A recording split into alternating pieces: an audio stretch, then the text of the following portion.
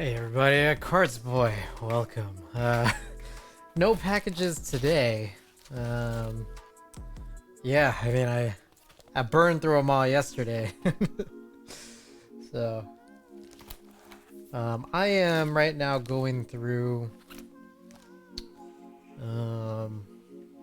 just old rolls of film here. So I guess to sort of illustrate what's going on today, for anybody here who hasn't seen, if you hit the website command, that is a command that just shows the website portfolio slash just personal website that I've been putting together. There's a number of photos on there from when I used to when I was shooting some concert photos, most of them from the pit area, pretty much all of them. And I just wanted to update it, keep it up to date, because there's a lot of stuff here that I've done since I first curated this collection. So I'm just going through and seeing what have I not included, and I realized I think there's actually a hard stop as to where I was, and let me maybe figure it out. Give me 1 second. I realize I have this picture of this FR300. I took a picture of it because I'm selling it, so if anyone's interested, feel free to reach out.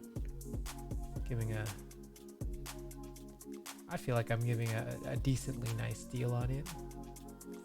I did upgrade to a desolder station, moving away from this particular gun.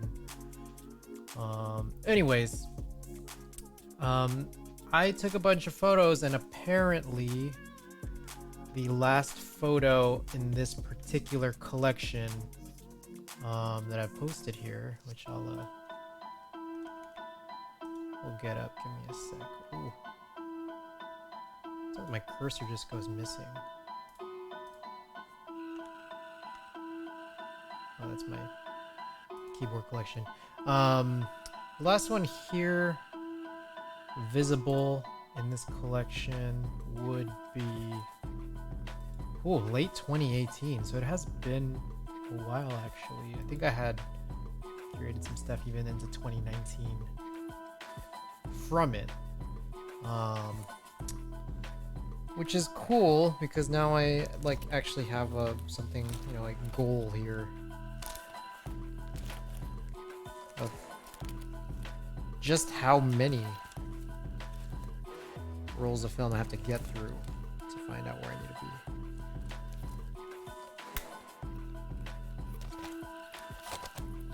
I think the last one I have it sort of turned off here was something from a Beck/Cage the Elephant concert, and so ever since apparently, and I just found it, ever since the very last picture I've decided to add to this collection, mid 2019, I've since then shot about 75 rolls.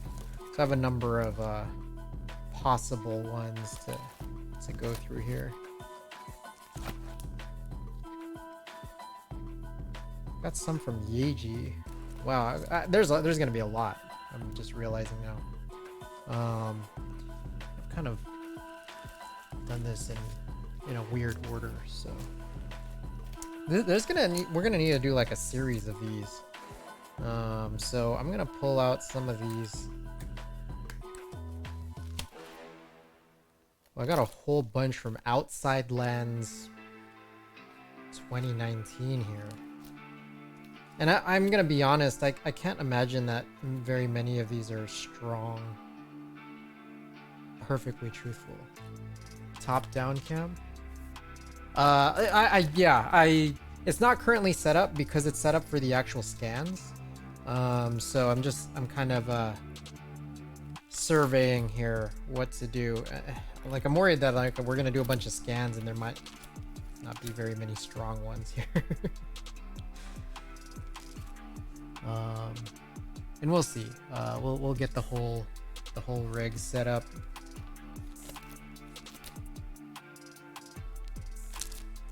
You know, some of these outside lands might actually be good to calibrate off of. I think these Yeji ones are probably going to be pretty poor, as I recall. But we'll go and try this out. Okay, let's start out with this one.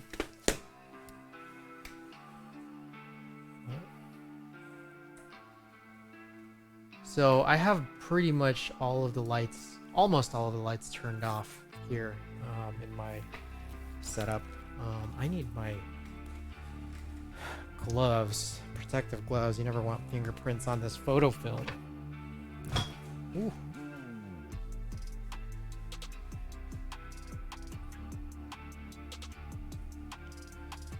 Okay. So, you guys will just be able to see my torso apparently. What I'm gonna do is push out this guy.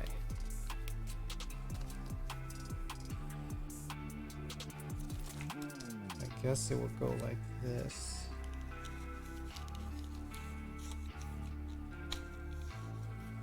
Let me check to be totally certain I didn't already do these. This is 253. I haven't already done 253 yet, which is good. Okay. So, let's get the ball rolling here. Start this tether.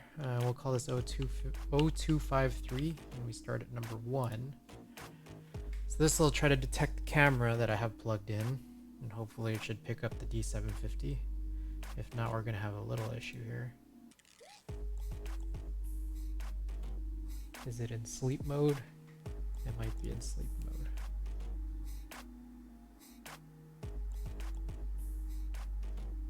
This seems to be kind of blinking here. I'm not quite certain as to why. There we go. Okay. So what's going to happen is I hit this live button and there's going to be this very poor resolution. I still have this lens cap on. Poor resolution shot here. But it's also completely out of focus. So we just got to make sure we shift it correctly.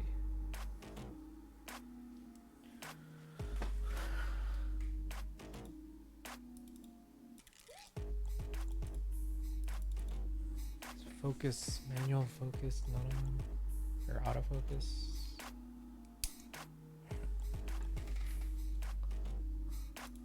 Close that, reopen. All right, needs a little help here, so we're gonna give it some help.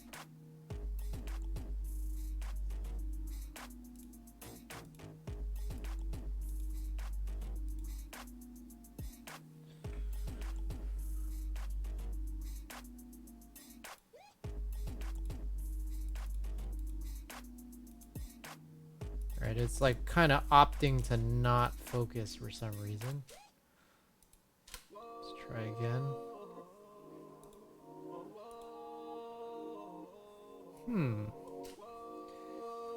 What could be the issue there?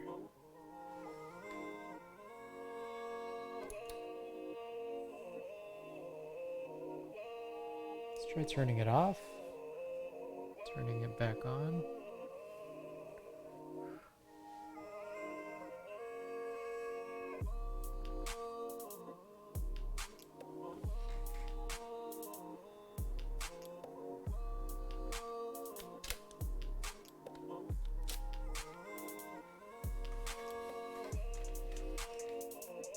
Try again.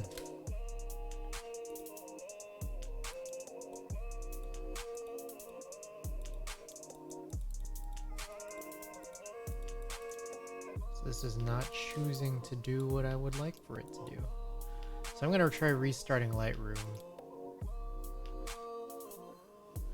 This can be kind of finicky here because I know that like the Nikon integration for Lightroom is still in beta. let's call it still in beta. That's what they say. But of course, I think there's just it's not strong. Like I think Nikon's ability to integrate with anything that isn't itself is not particularly strong. Wow, that is pretty annoying, I gotta say.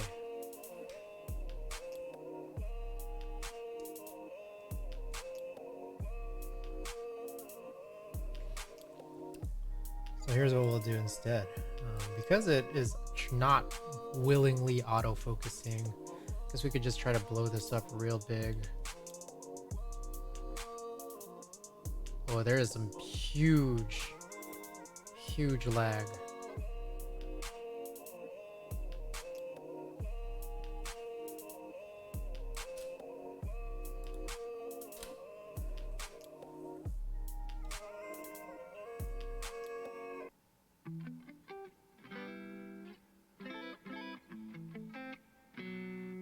Well, this is a little bit of a bummer here.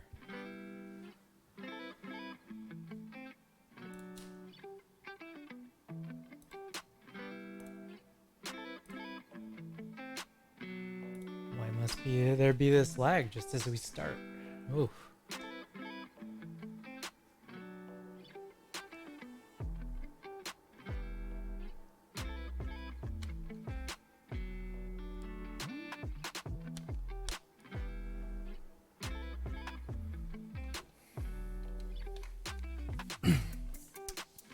Let's give it one more shot here. See if we can get anything. If anything, what I can say is that I can understand that this would struggle because even I'm struggling to sort of be able to pick up focus properly on a shot that looks like this. There's going to be more that are in the daytime that'll be easier, hopefully, for both me and the algorithm itself to handle. Yeah, there's some heaviness to this lag.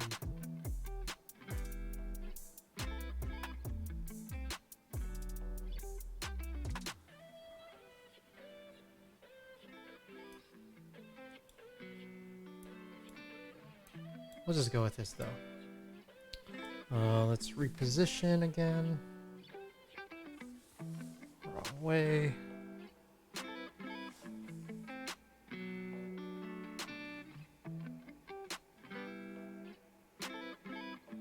I think, like, in truth, we're also even going to want to actually work on this a little more.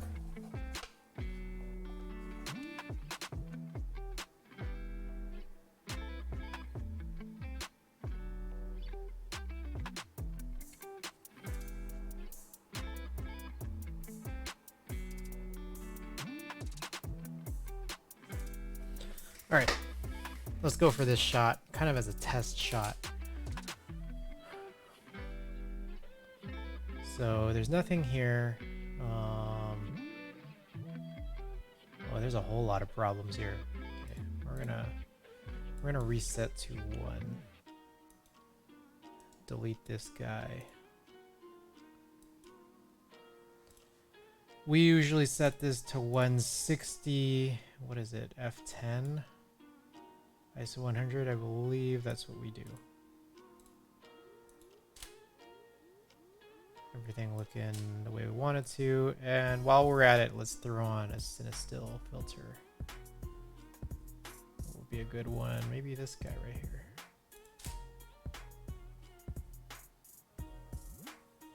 There we go. Huh. That is interesting. I'm guessing that this live view actually might have updated to have the frames kind of show properly. So we can try raising this back up, which is cool, kind of, I think.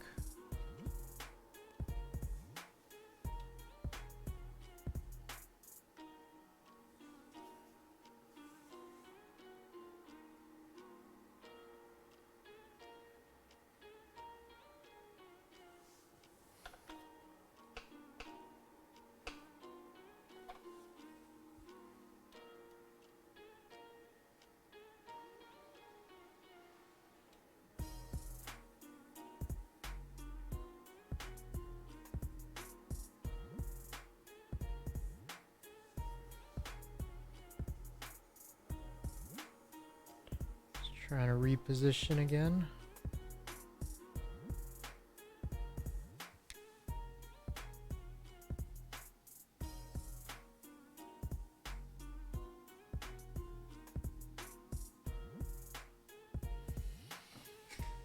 Alright, let's try for this.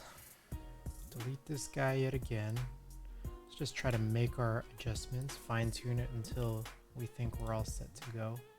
And what's cool now is apparently taking this shot with the live view open will work just fine. Cool.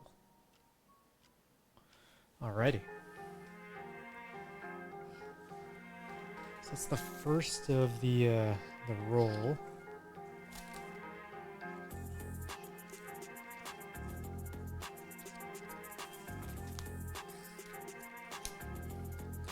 So doing older film, like ones that I had already scanned in the past, but not in this fashion, can be a little bit more annoying because it's already pre-cut. When it's pre-cut, I have to get up every 6 frames or so, roughly 6 frames.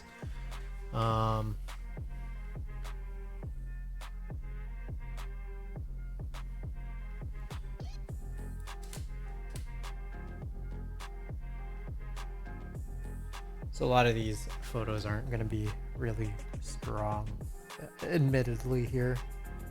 A lot of these are shot very, very low light with an auto camera that's just trying to pick anything up. So it'll do these long exposures because it meters everything as just dark.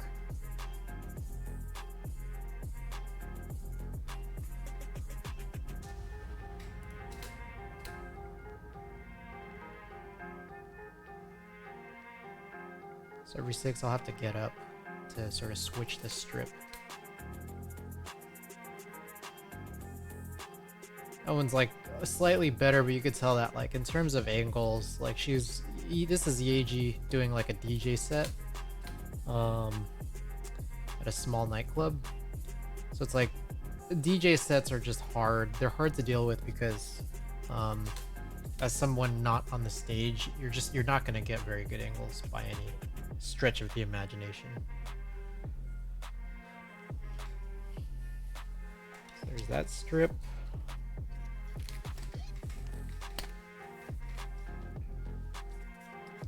I guess I gotta leave this down here.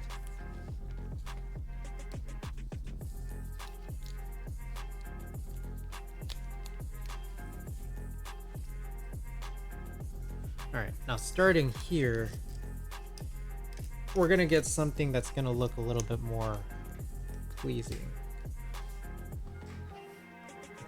I can't load this in without having looked at it.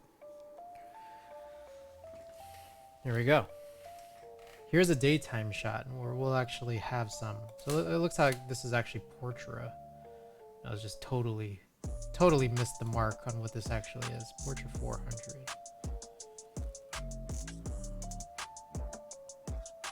I guess I shoot it so seldom.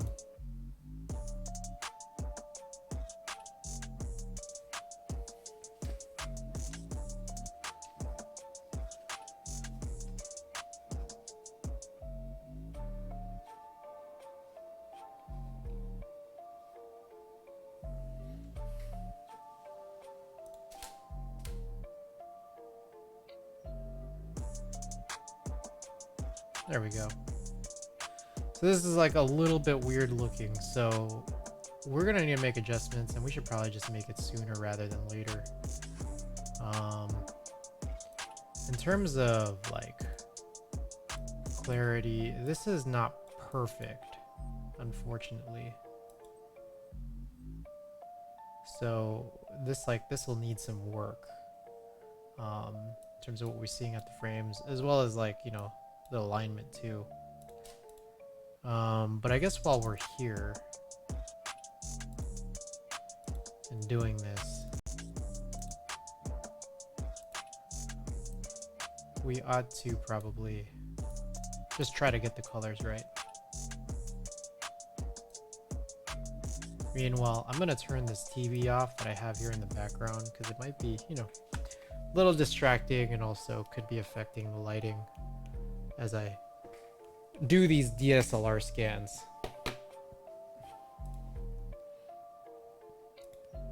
Let's run Negative Lab Pro.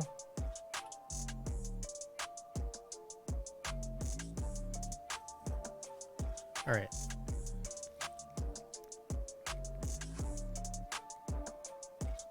Colors may be a little bit more accurate here. But with that said, we need to adjust quite a bit here. Let's see what we can do.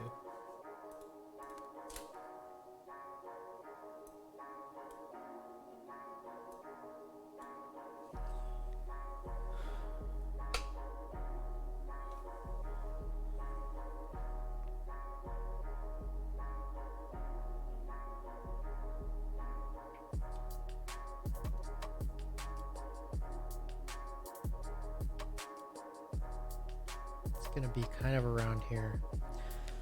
I would like for this autofocus to work, but we're having some issues doing so. We have another opportunity here when I think Lightroom sort of fudges up. There's like other camera software that can kind of help us get there, closer to the way of making sure we're focused properly.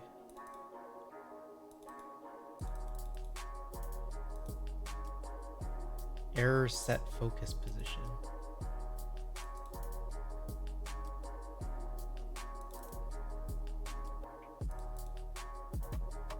Oof, I don't know about this, man. We've got some issues tonight.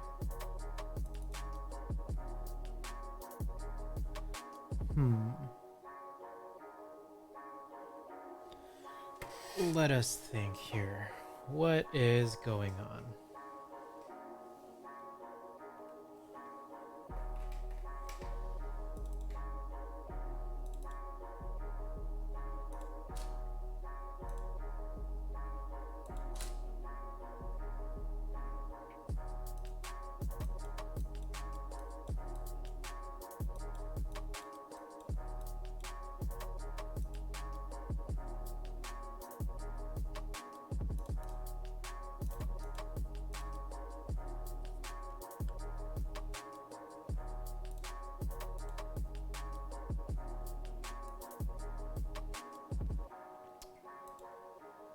A little bit out of focus. It's a little better, but it still needs work for sure.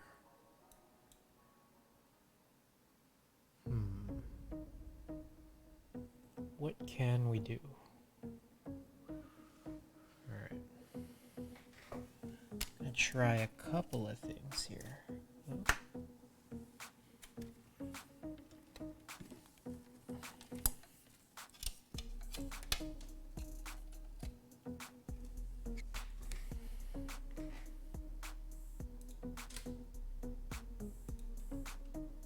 There we go.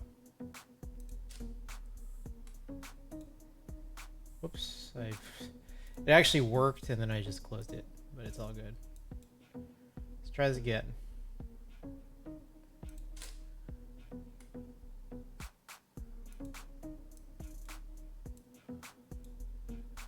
I think this at this point this is what we're looking for.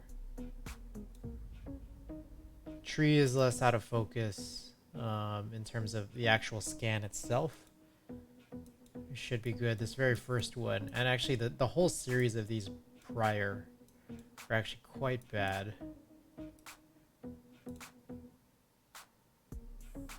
So with that said, let's delete these and kind of realign ourselves yet again.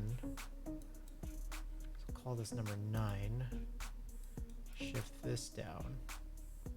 And I guess from this point now we can keep this live. Now what did I change? I actually am running quite long and multiple USB extension cables, which I think is probably just inhibiting the data from coming in properly. Let's see if we can go and try and do it now.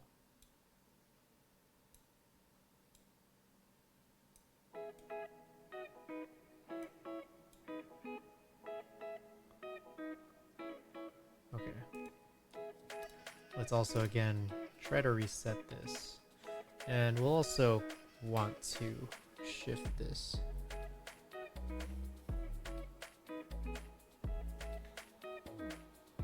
Let's try to get it straighter for future frames.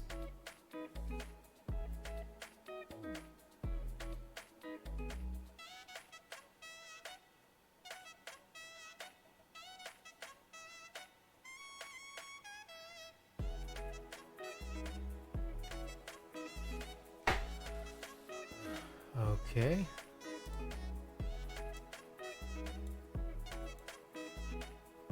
Try this all over again. What's cool here is I think maybe one reason why I might have been scanning Portra so badly in the past, or getting colors that weren't quite right on Portra, is possibly because I wasn't putting in the scan colors properly.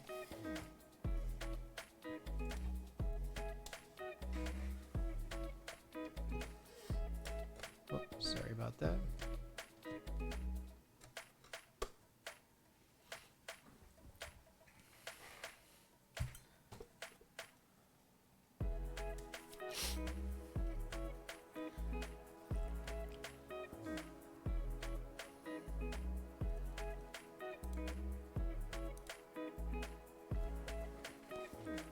So this is actually pretty cool, huh? I feel like I wasn't really having this much luck in the past with Portra, but I think it was down to like every step of the process gotta make some modifications. So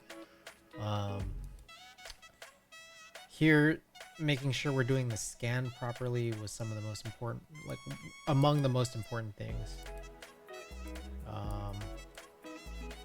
Making sure that the colors come in properly, and this is like good compared to things that I feel like I've done in the past. I mean, this guy, you look at the shooter here, his skin tone looks relatively accurate. So let's save this preset. We're gonna call this 253, 35 millimeter, Portra 400, 510, 160, 100. And so then we'll go and sync this minus the crop on everything. Meanwhile, set this here to what we want ahead, looking ahead. So let's look at all these previous ones. They're gonna be like the same quality that we had seen from before, but you know, when we're looking at future shots, you know, this is gonna help. I think, at least. I'm hoping this does it for everything. Let's try this again.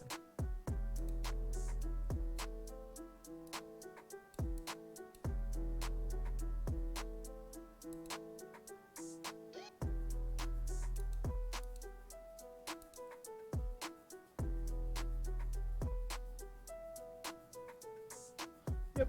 Okay. Let's go with that. Some of this, like, it does look like it came in a little bit darker, but we'll try. We'll try to continue along here. So we got number 9 out of the way. Got to get these gloves back on. I'm putting these gloves on and off as we sort of fine-tune things. I think we're in good shape now.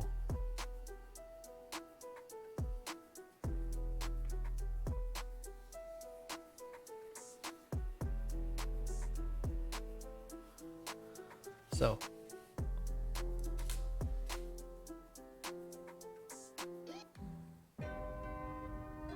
real good, real good.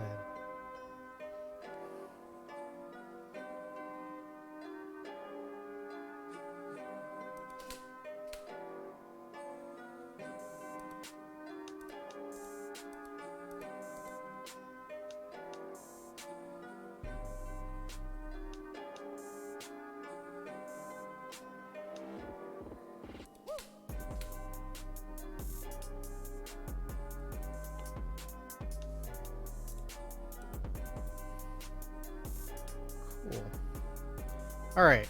So, with all that said, there's, we got 4 more strips on this roll, but we have now a pattern by which, we can do the rest of this roll. And it's looking real good here in terms of the amount of grain that comes in. Now, are these shots very good? Unfortunately, I don't find them to be. I mean, even looking at some of these, first several shots, a lot of them are going to, have the actual like other photographers in them. These kind of house photographers by the fellas running Outside Lands 2019.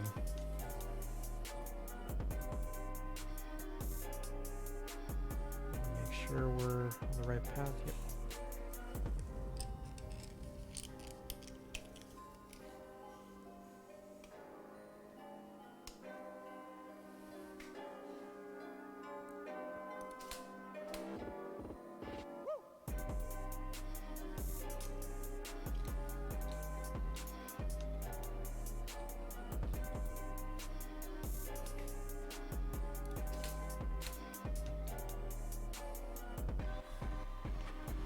Otherwise, I'm happy. I'm happy with. Oh, we finally got set up 38 minutes in.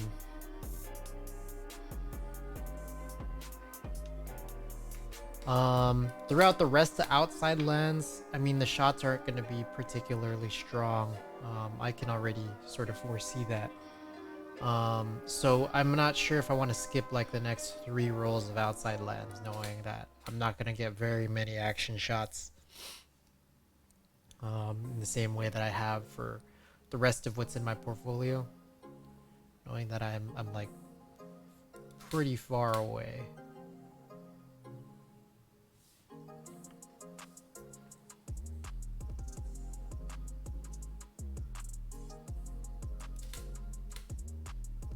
That one quite overexposed. A couple of these a bit overexposed, but it's all good.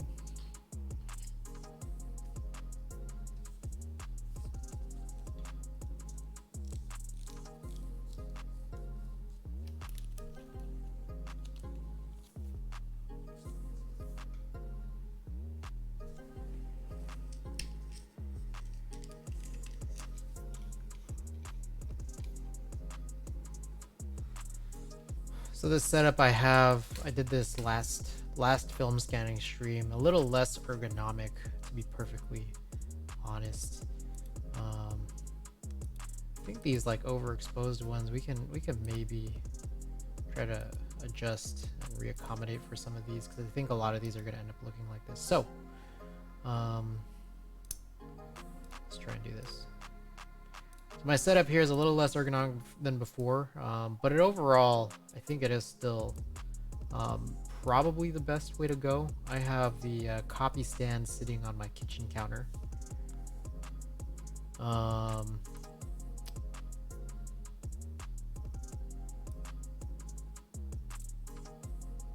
Which I think is gonna just really be helpful in reducing wobble from me just kind of doing my thing.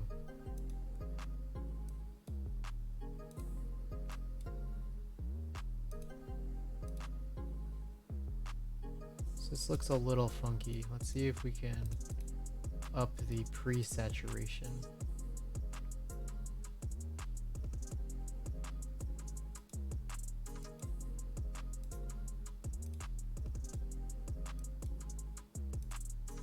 Seems to cool it a lot, which is a little bit weird. What if we go in the other direction?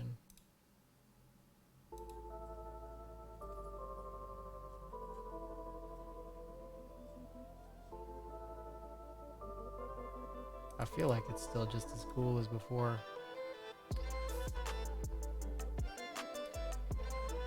Bring down the lights a little bit.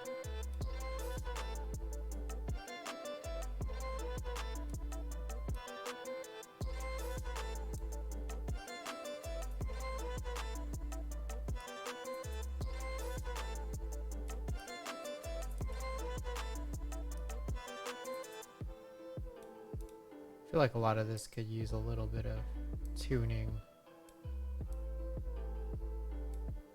Let's try to go for just some like that for now.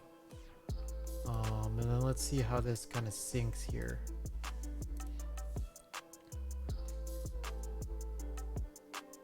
It's an improvement, but like it does kind of just get brighter and brighter. I mean, again, not a great shot here in terms of what has happened. Got this Mavis staples, but let's kind of just see if we can proceed.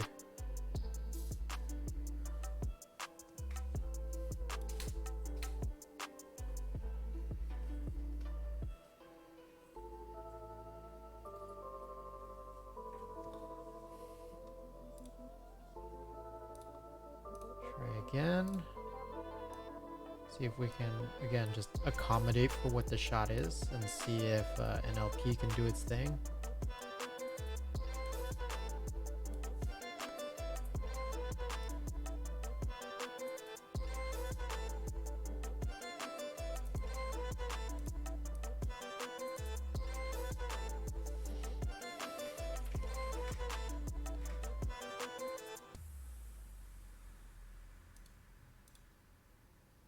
Oof. This is where shots can get really confusing. Is like, wait, what did NLP try doing here?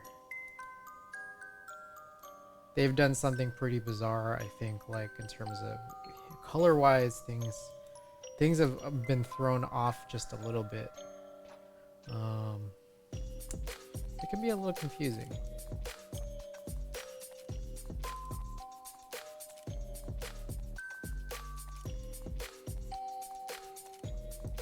Like running the same exact Kodak filter just turned everything blue.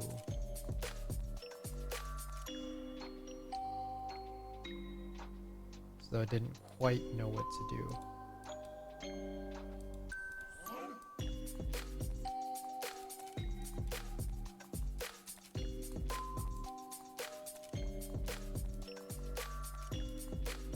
Throwing on gamma seems to like have moderately helped it. But you can see there's just like a lot of green tones.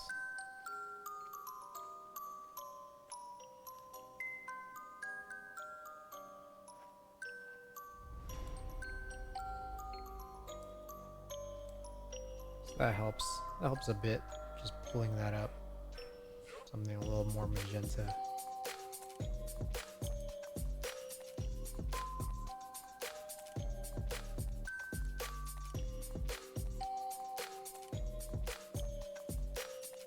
We'll go something like that for now. Let's see how the rest of this roll goes. So we haven't saved that as a preset, but let's see how it fares.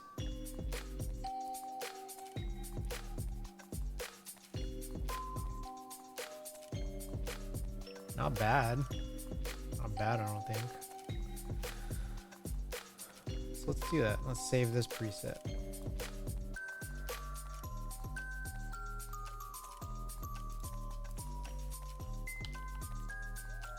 5mm, portrait 400, 10, 160, 102.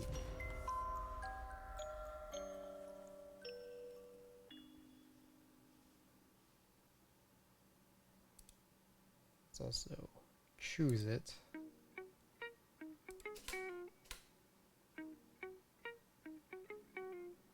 Oof. And it's like exposure has kind of changed for one reason or another. Maybe I fudged with the settings on the camera, or maybe it just really actually got darker. Probably the former.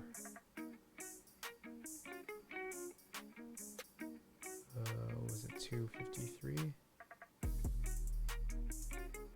Yeah. Probably, I mean, these might be camera setting changes.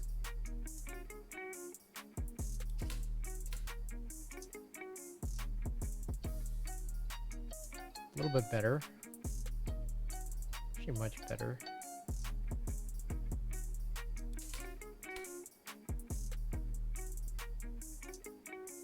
Hey.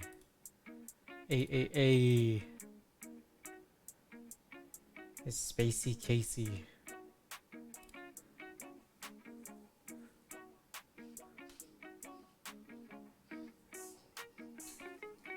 Casey Musgraves. Love Casey Musgraves.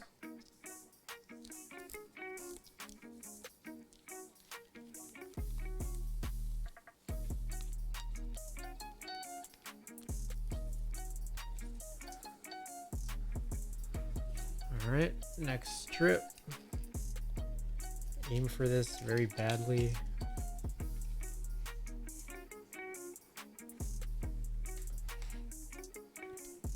Unfortunately, you know, I can also always recognize, like, much as I love Casey Musgraves, I don't know that these photos are gonna be very, very strong. This one might be pretty good, but like I'm just so damn far away that it's a little rough. But I do like this. This is pretty cool. It's cool, and I just don't think that this is like worthy of throwing into my portfolio just because I'm just too damn far away. I mean, like, look at him. It's like, this is not really a great action shot necessarily. But it was like, you know, again, some perspective. It was cool. I like that.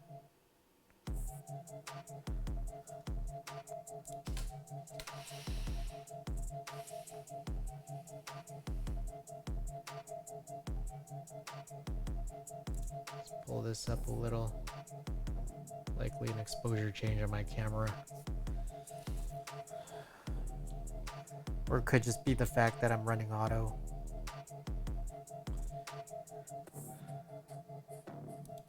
So it's just bound to go crazy. Look at this.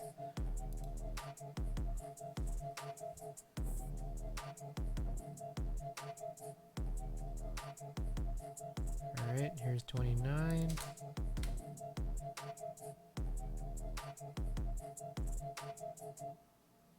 It's a funny shot. Not my proudest shot here.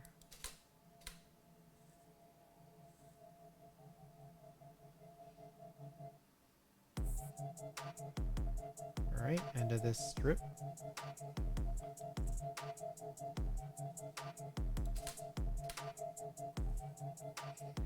Alright, one more strip to complete the roll, and then we can change rolls entirely out of outside lands, because I don't think the shots get any better than this, unfortunately. But what is cool, what I will admit is actually really cool, is that I honestly think that these scans here today better than any scans I've had on Portra really for quite some time. This is like, it's at a level where it's like, holy smokes, this is why I get this set up, so I can be able to do the stuff that you see here. So I'm really quite happy. It feels very promising for what lies ahead. As I try to shoot more Portra, is that like maybe it really just comes down to, you know, I wasn't having necessarily great issues with developing Portra, more so than it was possibly the process, the full-on process, which included the scanning and also just making sure you have good non-expired film.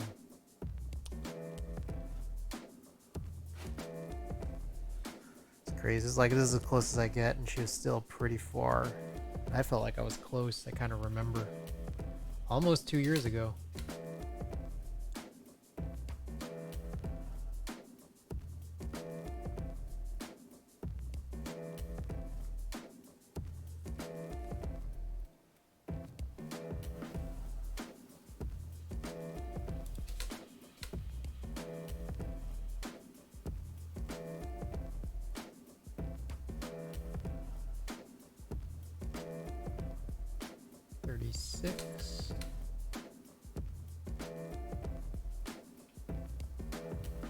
Colors are great.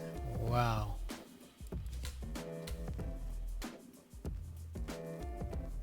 So here's the part that kind of tickles us. So this is the end of the roll. Part that kind of tickles me is that we kind of went in a few directions with some of these presets, but let's kind of see what some of these earlier shots would look like. if I use this preset throughout. So let's take a look.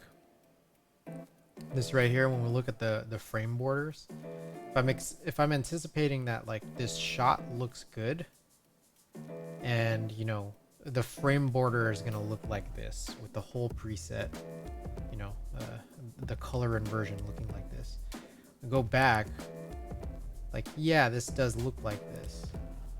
But would you call this a good shot in terms of color wise? I think no. That's kind of why care has to be made. Some of these adjustments have to be made so that per shot, sometimes you really will have to know what's in the shot to be able to know whether or not it came in properly. There's a lot of latitude here too, and I think that that's also just another important wrinkle to all of this. So right here, as the exposure changed, I think this is kind of the way that we might want to go with some of these, maybe.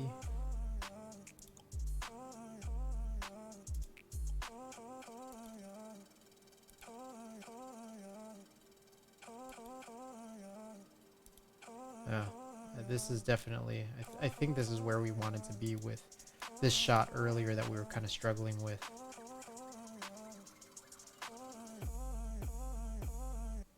Yeah, absolutely. It is very red looking, but oh yeah.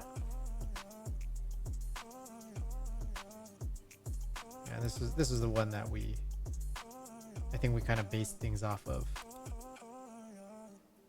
It's real good.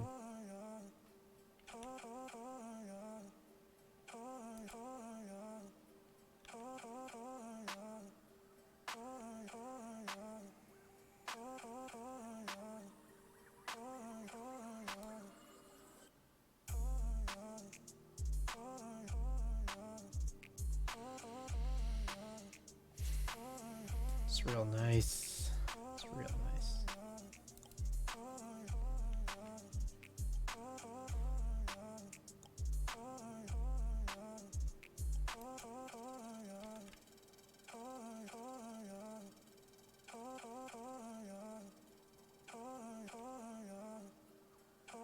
Okay. So we'll wrap it up with this roll. Ooh.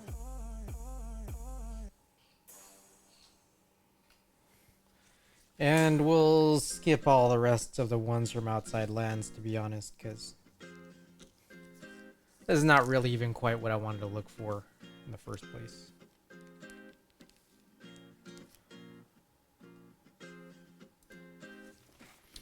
Okay.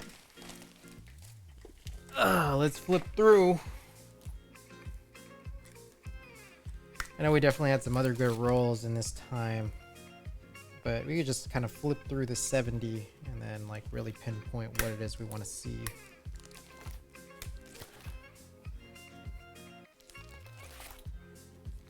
We got home shake and slow tie. I honestly don't recall if I had any slow tie shots that were really, really good. If I'm recalling correctly, we had some issues, but maybe they might be resolvable with some rescans, especially towards the end of this roll, at the ends of these shows. This is 2 different shows on one roll, and they actually second show continues on another roll.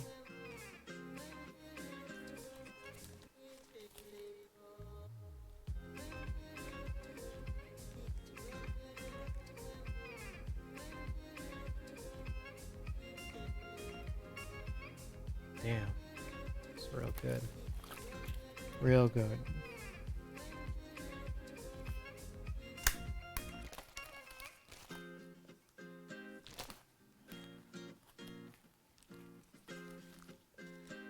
Interesting. September 23rd, 2019. I snuck in a few photos of Eric Andre comedy show. So that's in there as well.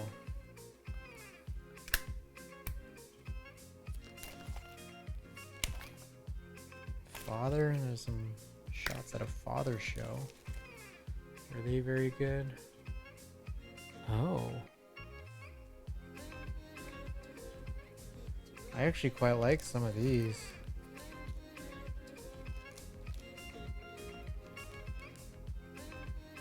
Oh, this is cool. We got some good photos on some of these next ones, but the problem is that like they stop and start on different rolls. And so there's kind of just like a lot going on. Like I apparently shot like a huge amount of rolls like within. Wow, hold up. Let me see this here. 1013. Like it looks like I kind of shot like within the span of 4 days. I had shot something like on like about like 8 or 9 different rolls, but that's because they kind of span different cameras and different time periods. So that's just kind of crazy.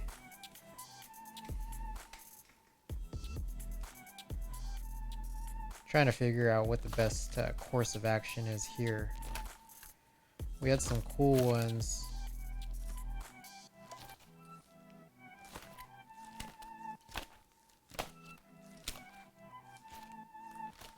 Give me a sec. I'm just flipping through, just seeing if there's like good singular rolls that we can get in for the purpose of putting onto, you know, this portfolio. So I see one right here. It's an ASAP Ferg show. I know that there's one shot on here that I think is probably really strong. So for the sake of like just choosing singular rolls, maybe we'll go for this one. About an hour into stream. I mean, we could try to do a run of that, like those 8 or 9 rolls ish, but that's like, I feel like that's a multi-day thing.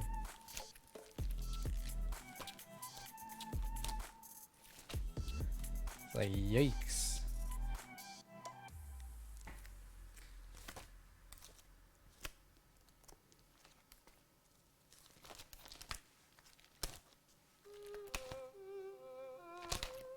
Okay, here's what I got.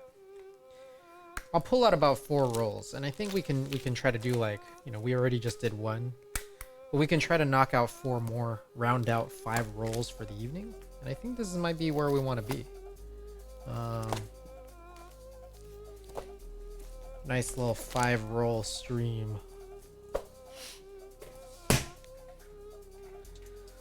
Alrighty, one at a time here. One at a time. 274 and 275. Let's do these back to back. So let's make sure that I haven't already done them. Yeah, we're good. We're good. 274. This starts out at a Wale show.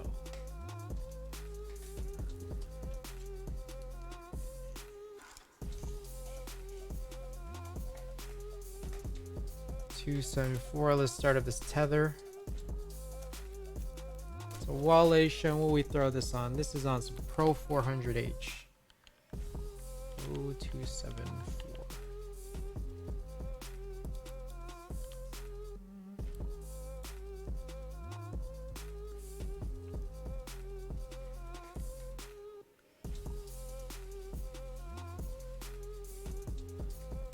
Still connected. What's going on here?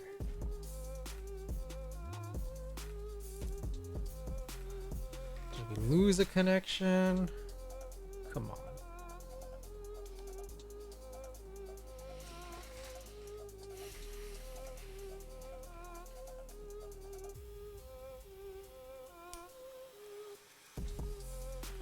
Try again.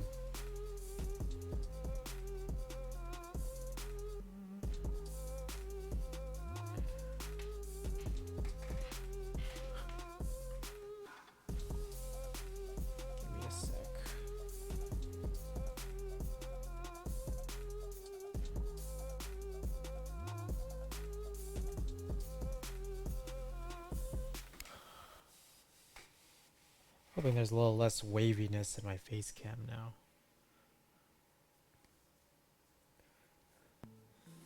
Okay, here we go.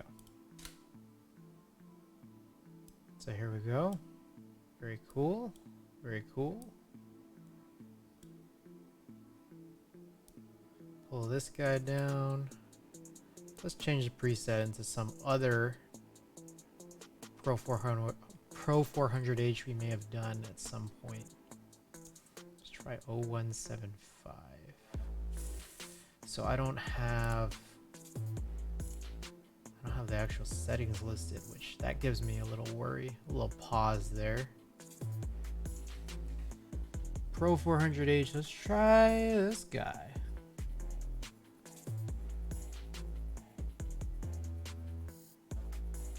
That one seems more promising than the others.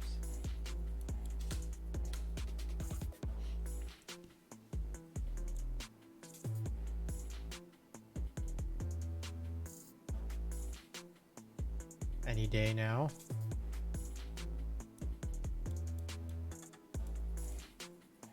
Did I shoot it and like I didn't want to shoot? What's going on here? Oh, that was way slow to come in. My goodness.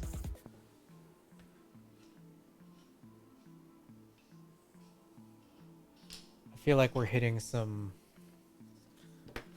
lag here.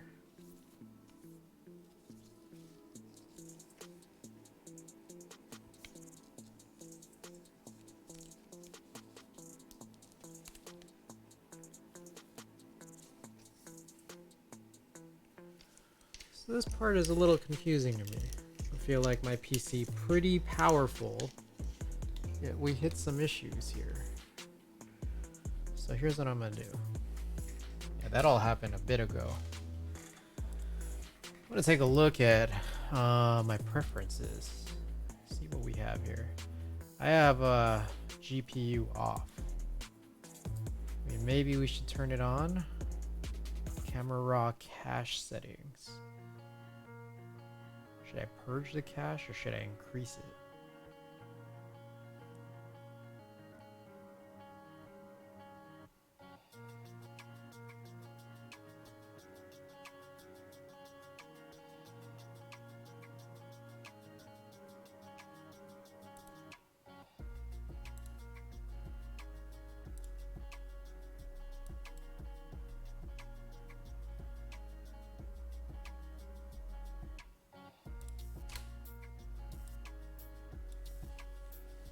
Okay.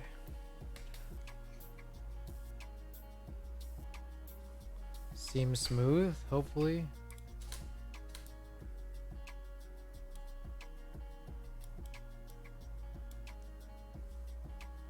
Alright. Fortunately, some of these shots, Wale, I was seeing him live, I was pretty far back. So we're going to struggle with some of them for sure. But the Danny Brown ones, I feel a little bit more confident in. Which are going to be the back half of this roll.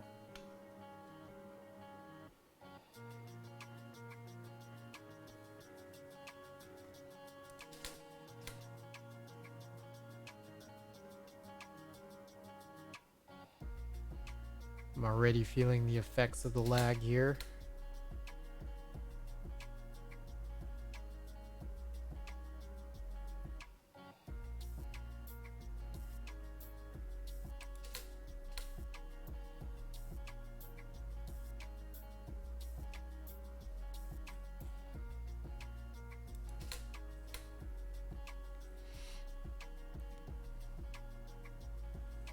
All right.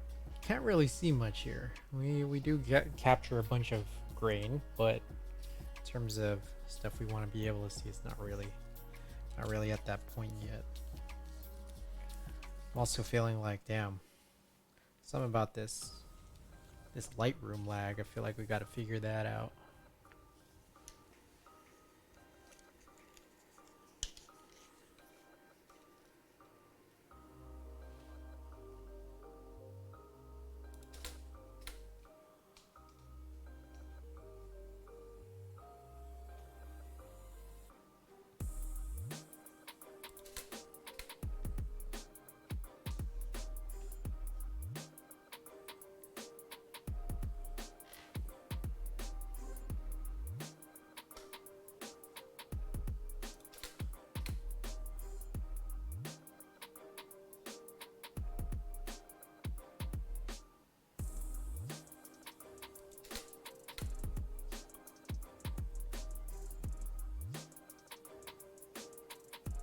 trying to get through the wall portion, not gonna lie.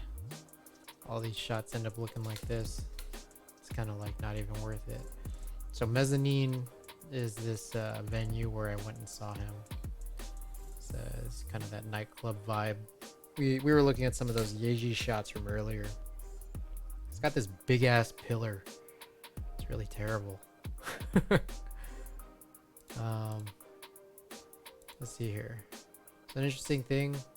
He's very overexposed in here, but this is like among one that there's like a little bit, tiny bit more definition here than in others. I'm wondering if, like, you know, if I really wanted, we could probably get a little bit back by doing another NLP, but again, not like this is a particularly great shot, I don't think, that I would want to look at, so we just kind of power through.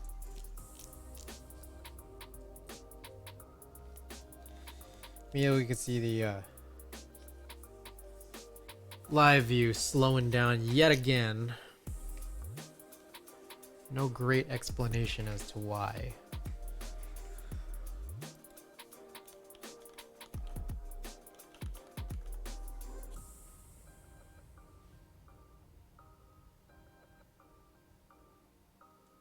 I could see if there's anything on here that we can increase. Optimized catalog.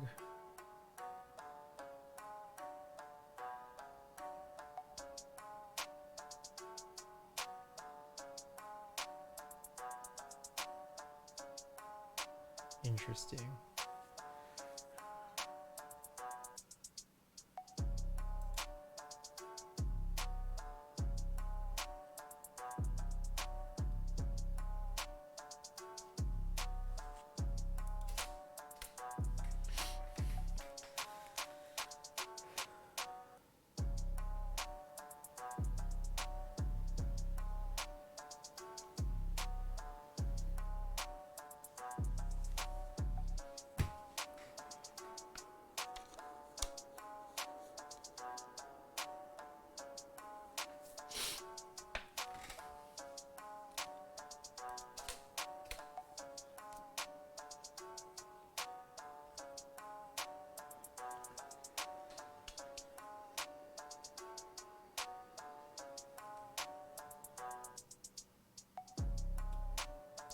Let's raise this up. It's low, man. Look at this. Just turning this off. I feel like maybe I just ought to turn it off every time.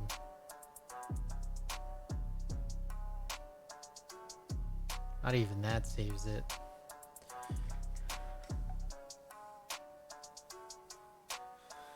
I feel like there must have been a recent update because I feel like I'd never seen it this bad.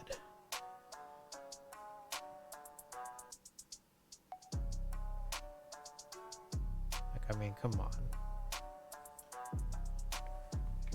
Let's see. Not fed in? Maybe it's just not fed in.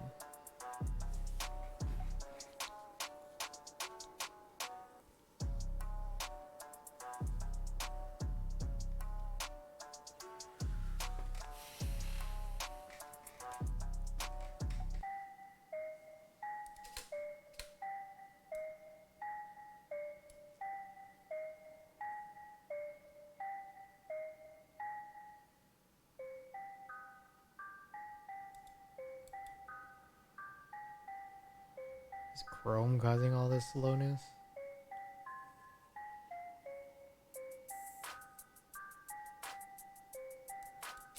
Yeah, this thing ain't even budging. Look at that. Yeah, I'm not even moving it right now.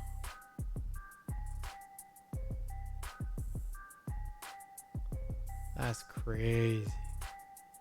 Yo, what's going on? Yeah, can you hear me? Oh shit, hold up. Wait. I gotta adjust some. Alright, what about now? Can you hear me? I was able to hear you before, just Sick.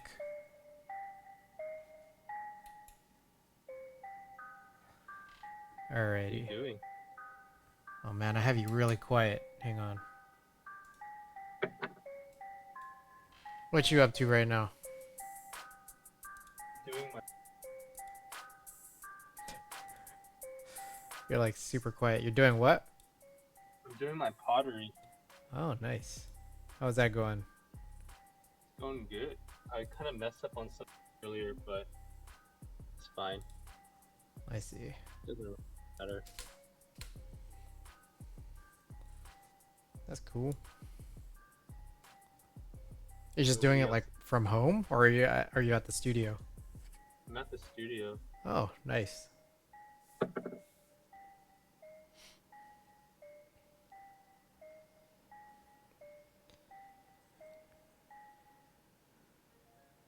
We are live doing some scans, Nice. but Lightroom is like, I don't know. It's fantastically slow right now. It's crazy.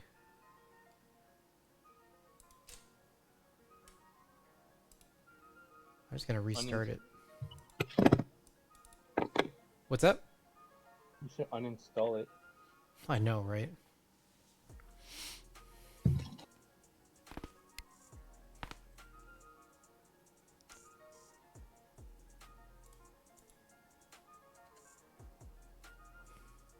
What is happening right What would now? you do? What would you do if Adobe does like an even worse pricing model? Wait, speak up. What would you do if Adobe does a even like more anti-consumer pricing? I don't know. I'll see. I'll figure out when it is I feel I'll be priced out of it. Um, yeah, I don't know. I don't really have a response to that yet because it's just like I feel like it hasn't fully 100% happened. But I know that a lot of people will use like Capture One. You should buy Adobe. All right, this is running smooth now after I restarted Lightroom. I can't wait for it to slow down again.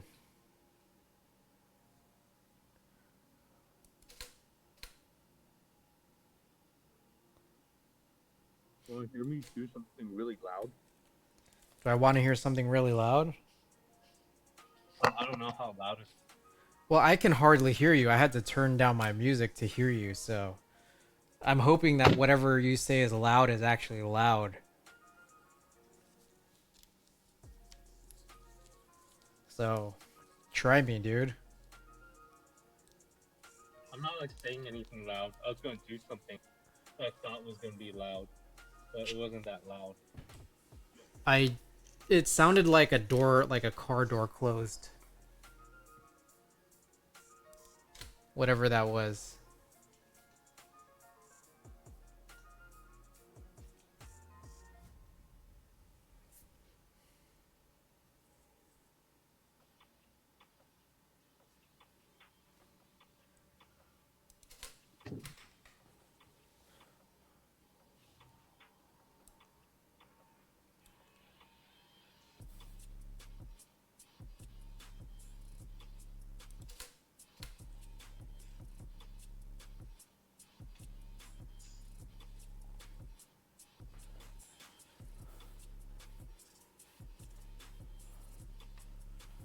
Oh man, there's a lot of Wale on here, and it's like these are not even good shots. I'm like waiting to get to like the back half of this roll, but I'm thinking that like maybe there's less of the back half than I thought. Appears I have gotten closer to Wale by this point, but that doesn't make the images any less visible. I think here's one where you might actually be able to make out something. And it's not even Wale.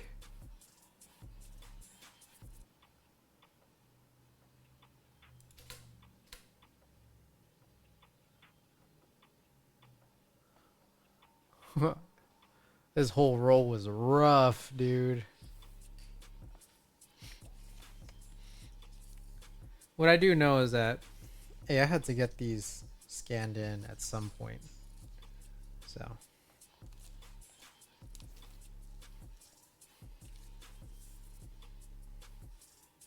happy that it could be now.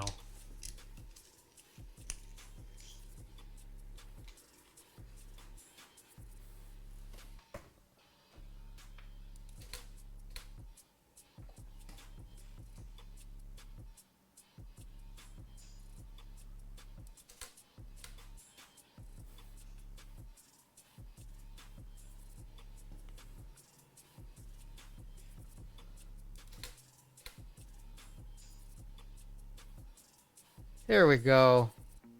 Danny Brown from this balcony. That's cool too, is like the first shot is actually like already pretty nice. Damn. Frank, welcome, welcome. Glad you could finally come. This is like the first shot in like, you know, the hour I've been streaming that like is actually worthy of being looked at.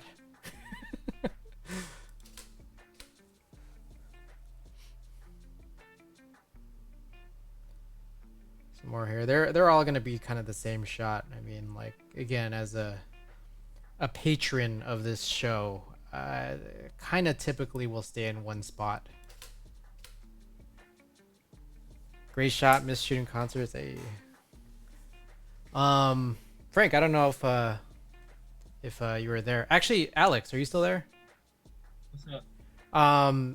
To Frank and Alex, I actually have a little bit of news. I don't know if I told you guys this or if you guys had heard. I think I might have mentioned it in the last stream, but my contact at Golden Voice actually reached back out saying like, hey, do you still want to be on the roster, like of the house photographers? I'm like, hell yeah. So coming this fall, they might ask me to do shows again. Well, what did the guy say after you said that? Was he like psyched? No, no. No, he was just like, all right, yeah, I'll reach back out to you with like, you know, more news. So it's pretty cool. I'm cautiously excited. I'm already like, you know, I bought a couple of, yeah, I bought some concert tickets down the line already. Not very many. Like I'm not buying them with like any crazy pace or anything. Who are you doing? What's up? What tickets did you? So far, I bought a pair of tickets. So one for me and Ada. September, want to see Saint Vincent. Oh, nice. I bought St. Vincent too. Nice. I love Saint Vincent. Oh my god. So good. What's funny is like, what drove me to buy a ticket was that Mariba is opening. Mariba? Mariba. Oh. I'm not super familiar with Mariba. Like I feel like I've heard Mariba, but it just doesn't come straight to mind, so I have to listen. I But saw yeah. her open for like JID and Saba, Ah, and so good. I see. That's cool. It was like Lauryn Hill type vibe. I see. Yeah, no, dude, I love like St. Vincent. I think when I first discovered St. Vincent was like 2017, 2018-ish. And I just like fell in love. She's like so good. So yeah, I have tickets to see her in September, and then I have tickets to see Puya in December.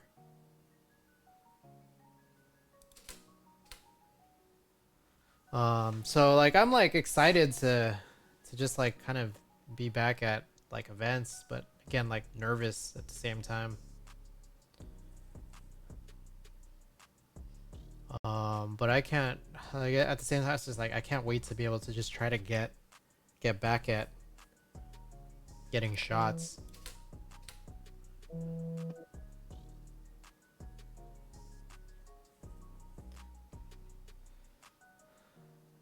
So that's my little nugget of news. Yeah, these are all the same shot over and over again. So no big surprise here. I have more Danny Brown, a little bit more on the next roll.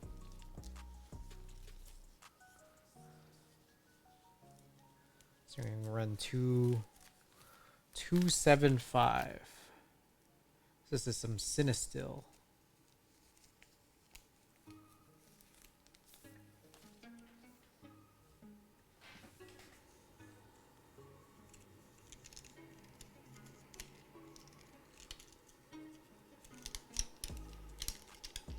Oh my god.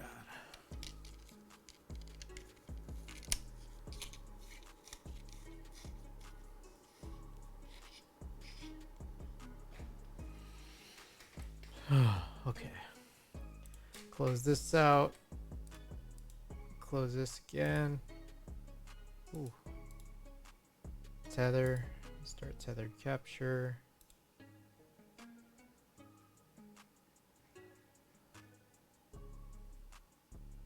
O275. Start at 1. Okay. We'll grab a Cinestill preset of some sort. Kind of want to grab this one, unless I see another better one. Let's try that one.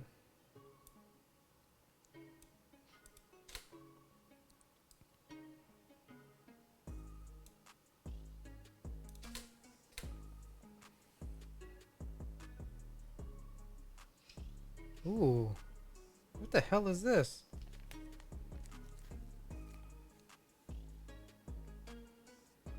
Huh? Why did I write Danny Brown on this and there's not any Danny Brown on this at all? Alright. That's interesting. This is a lucky day. There's no Danny Brown on this at all. What the hell? Wait. I suddenly just made myself curious now. Is this all the Danny Brown I had?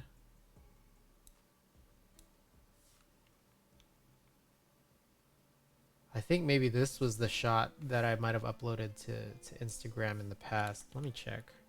I was like waiting for it. Like I was looking real hard for like, what was that shot that I put up on Instagram so long ago?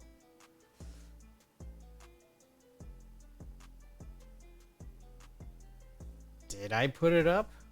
I don't know. Good question, Chris.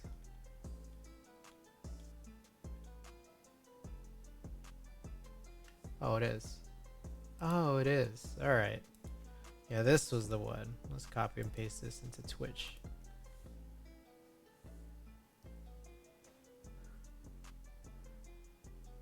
Who is Thaya LOLOL? What are we talking about? What is going on here?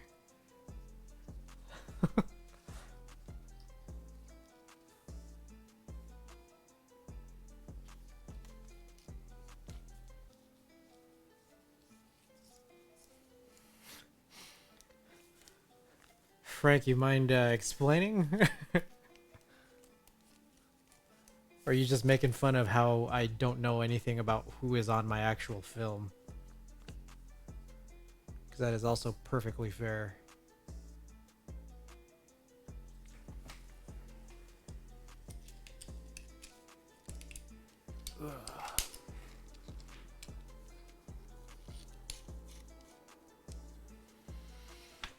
Let's go.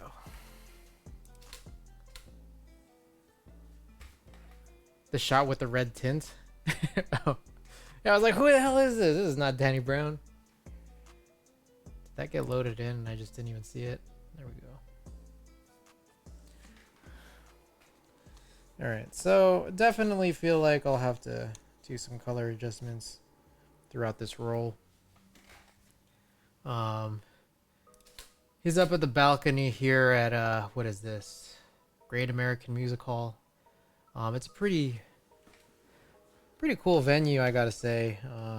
Got this like, I don't know, cool just balconies all throughout. There's like a second floor and like there's all these like sort of, I don't know what you call these. I don't know enough about architecture, but the designs on it are pretty cool.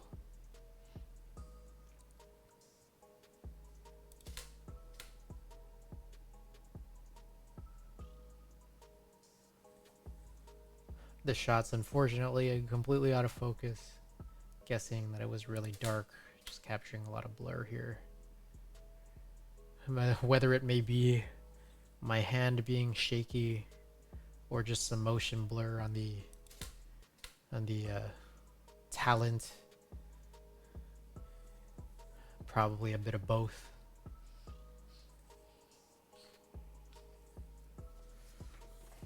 We are on roll 3 of 5 for the night. Just getting started on roll 3.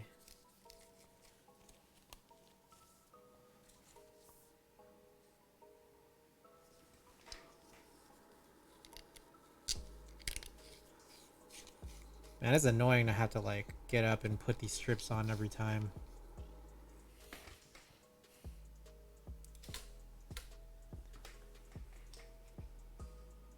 Hey, this one looks like it could be more in focus than all the others so far. That seems moderately exciting.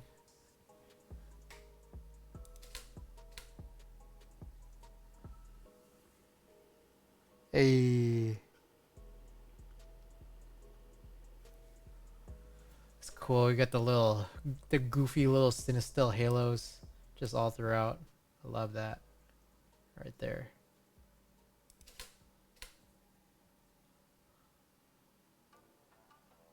Ooh, yeah. Real good, real good.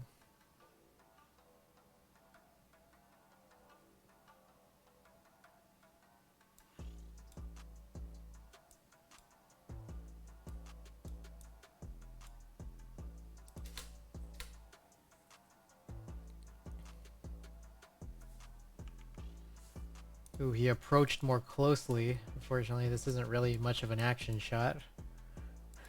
But we're now actually finally getting to some photos that are worthwhile. That's all we can really ask for.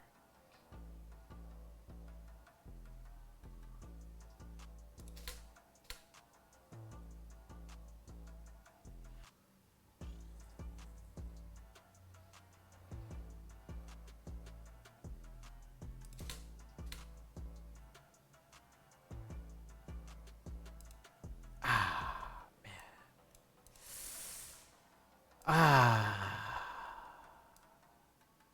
It's like I'm just kind of like, whose fault is this, you know? It's like, is it me for not waiting for a better shot? Or is it the lighting guy? Or is it just like the design of the venue, you know? It's like we got the guitarist like perfectly lit. But you know, my man Lucky Day is kind of in the darkness there. All of the above. I mean, we got a full roll here, so we'll see more of what's going on.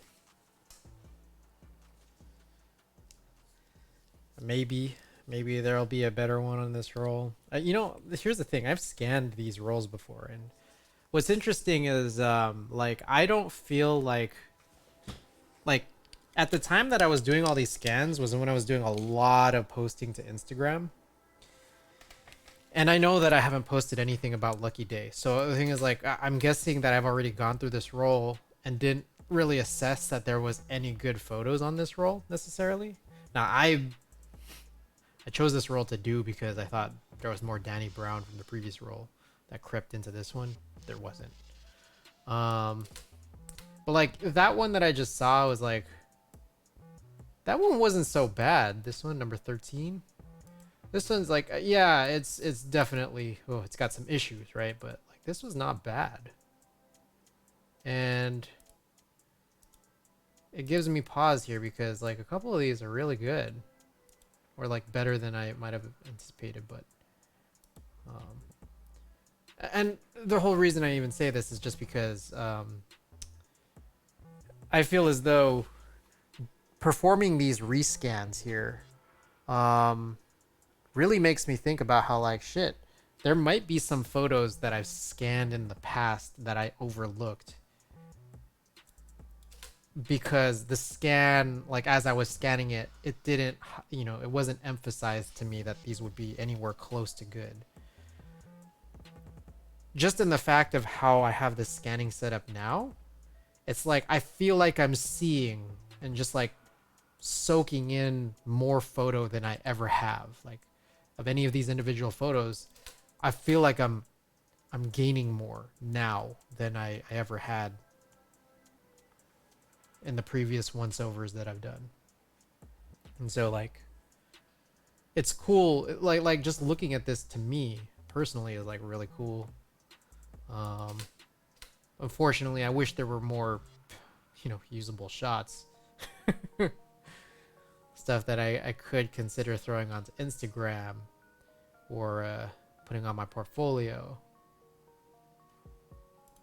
So, fortunately, not really there with this particular role. Say we had a couple of potentials, but they'd be like, among some lower quality content, really.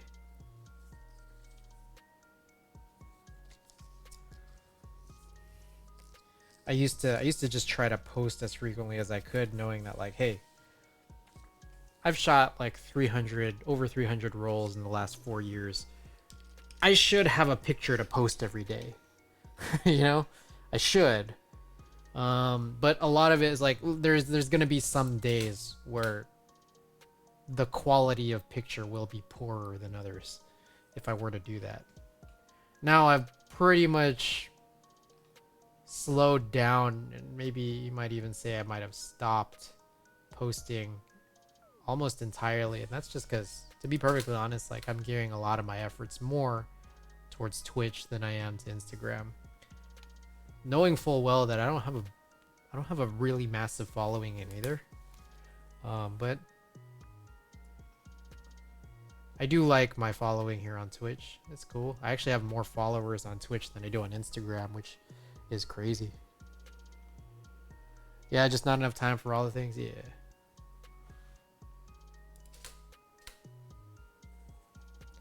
I don't know. I like just admittedly here, I will just say that I am honestly floored. I am shocked that I have more, like I feel like I have a bigger presence on Twitch than I do on Instagram, given how much I used to give to Instagram. And I know that like it might sound a little bit ridiculous knowing that like even my Twitch following is not particularly like huge or large or anything, but to me it's all an accomplishment. I think I try not to do like a great amount of self promo. It's like almost an active attempt to not really promo. and I'm happy with that. Like I'm happy with what has sort of resulted. Like given that I actively do not promo, I'm surprised I have like, I have something like 170 followers on Instagram, and I have almost 400 followers on Twitch without like consistently trying to plug and go crazy with it.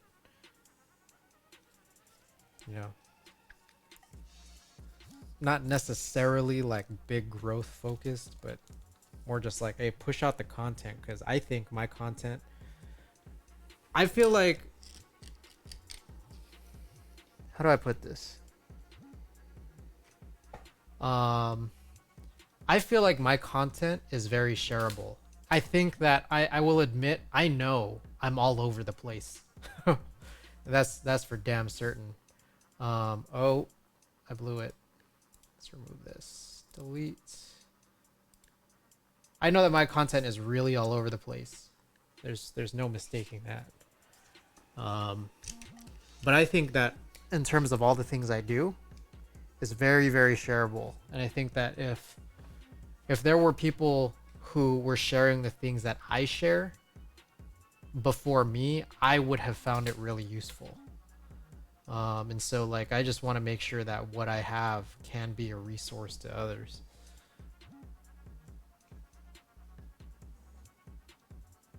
That's kind of just the way that I look at it. And have some fun while we're at it, right?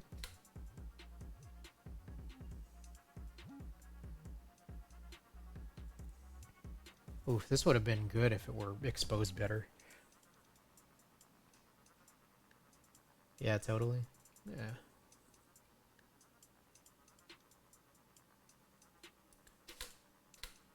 I feel like that one could have been real good.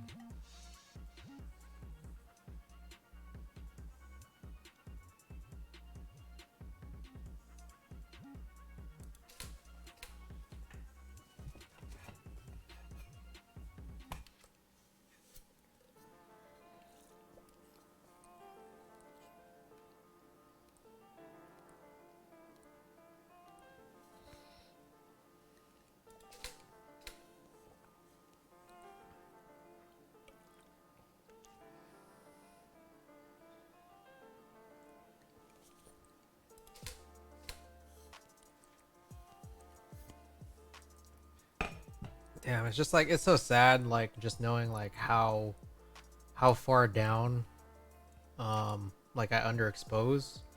Like how do I put it? Like I feel like it's a necessity with like film pocket cameras. But like let's see if we could just try to grab a little bit more out of some of these, cuz like I'm looking at this like, oh man, this one could be good, and maybe let's try to rerun the NLP algorithm. See what we can get. I'm not holding my breath or anything, but let's just try it out. There's that other one too. I think that was like 27. That's what I do time to time. Yeah. So this one looks like a little bit better. It just depends on what we throw on here.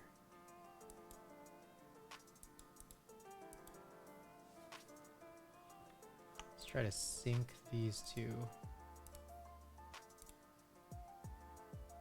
Yeah, unfortunately, I feel like there's no saving this one.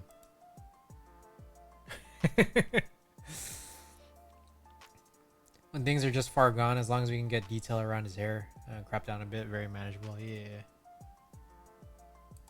I'm sure we can try to do it with some of these guys too.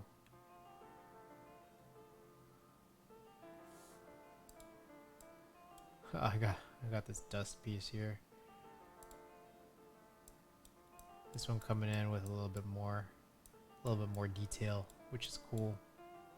You know, okay, let's just do this. Hold up. Love 9 and 10, yeah. I don't know that like they're really portfolio ready, but they are like they do stand out among the rest of the shots here on this roll for sure. Hey, Moon Operator, what's going on? Glad to have you back for the evening.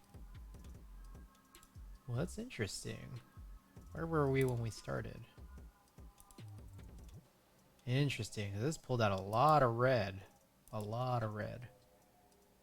I've never done concert with film before. I'm sure it's very challenging. So I've only done it like kind of professionally as a house photographer twice. Exactly twice. Like I started doing it 1 month before the shutdowns.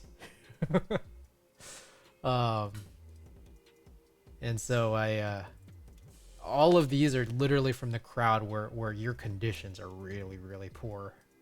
Like you're stuck with one single ISO. It's probably not high enough, and you gotta run auto, and when you run auto it's just terrible. Whenever pretty good. How about you? Oh, I'm doing good. We're just scanning some film. We're on roll number 3, or we just finished roll number 3. Or actually, we have one more strip on roll number 3. Decide on which camera I want to get. Like a digital, like a video camera, or like a film camera. Fuji X-T30 when it comes back. Okay, right on. This is what you're gonna go for like streaming. It's gonna be cool. I feel like there's kind of this rise in you know, folks who want to like go towards Fuji, you know, for all this stuff, and I think it's like it's cool to see like more different options being approached, because I think that's like actually like just really helpful for the broader community, really. Want to use it more for photography? Okay, right on, right on. That'll be cool, man. Can't wait to see. Hey, he brought up the crew on this stage.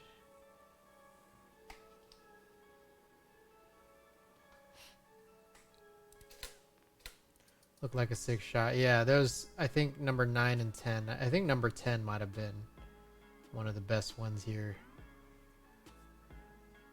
We got 33.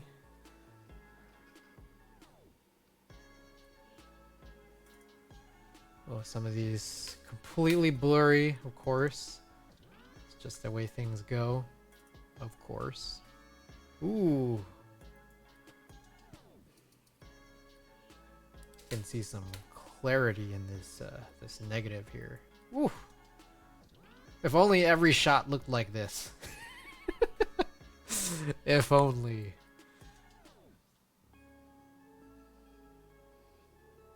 Looks like we got another one here. The whole gang.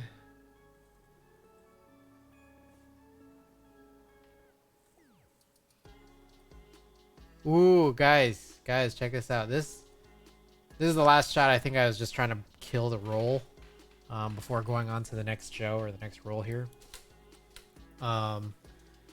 This right here was my streaming setup. When was this? October. I think this is probably October or November of 2019. This is my streaming setup. I used to be posted up on this couch, and I converted my coffee table into a little streaming station. And I used to do like all this gaming, all this Splatoon from the couch. And I would actually, like, you guys might be able to find this like in some old clips, but I used to actually set up my actual stream, my face cam, exactly where I took this shot.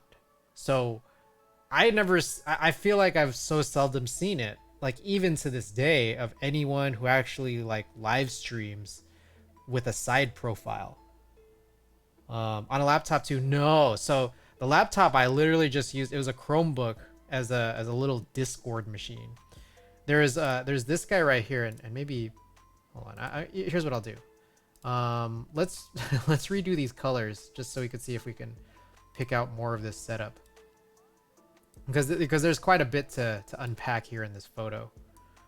So give me a sec. If you guys are curious here, check this out.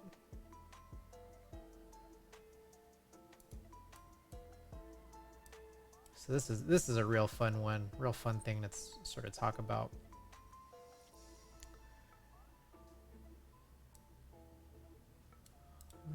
Can we do much here? Cine, standard, warm, cool. Just go neutral. All right. So, check this out. This monitor is on this arm, and all of these cables go out to my first machine. Like all of these cables are just all the way extended out to a machine that's off screen, or like off frame here. And so everything was just sort of clipped on, and I would typically stream at night. So what would happen is, like, I'd keep these blinds kind of like this, and then this building in the back here, and this is probably doxing where I live. You could probably figure it out with enough sleuthing. You could probably figure out where I live. But this building in the back here would like light up at night. And so like you get this, like, I was running like an 85mm lens on a full frame camera as my face cam side profile at like f1.4 or something crazy like that at night. And so like all of the lights here would like just have this like really round, like huge bokeh. And meanwhile, I'd have all the lights inside of my apartment turned off. And Splatoon, being a really, really colorful game, is exactly what would light up everything. My face, just like all of my walls and stuff like that. So my face cam's colors would basically match what was on the screen. And you could just take a look at my old clips and just try to find some of those. That was a real fun one to do. And so like I'd also have these like rare occasional daytime streams, same sort of angle and everything, and I'd just be kind of like silhouetted against like a perfectly brightly lit background here.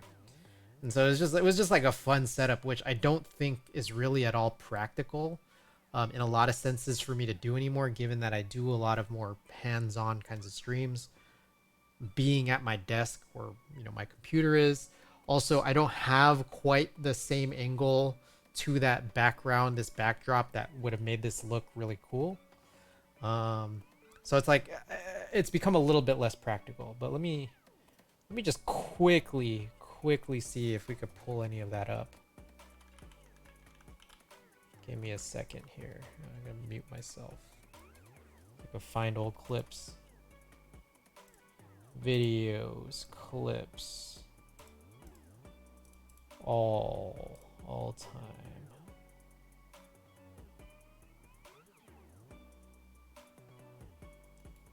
Here we go. Here's one example. Let me see if I can find a better one.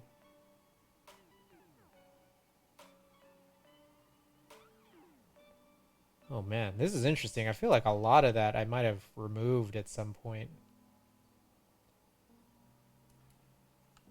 Ooh, here's one.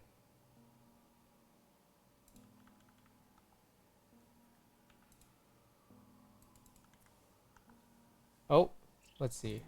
Let's see that one. Yeah, that's the one. Yeah. Same here, the one that I just pasted too. I have no idea what the content is of these stupid clips. I hope they're not, regrettable. Because I'm not listening to them right now. So, but with that said, if you just want to see what the cam looked like, this was the setup. Yeah.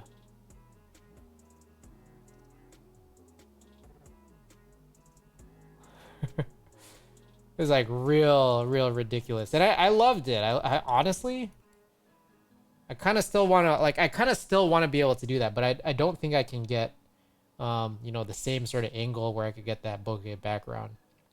The scene from Skyfall where he's in a tower in Shanghai, similar vibes. Good stuff.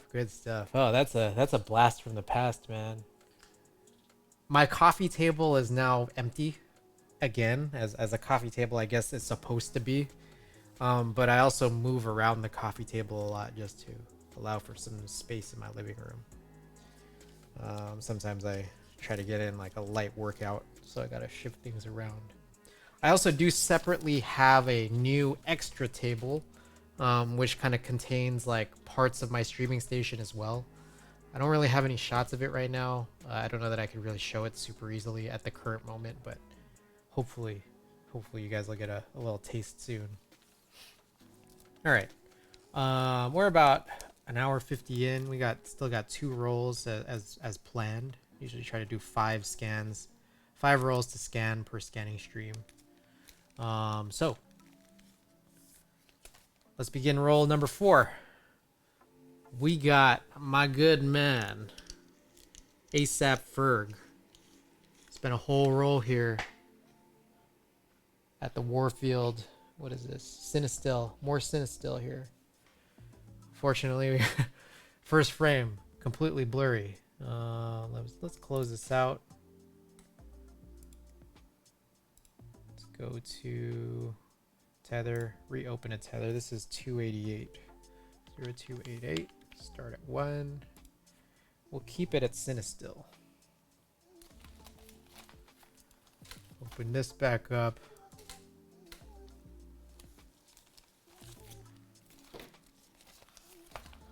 All right.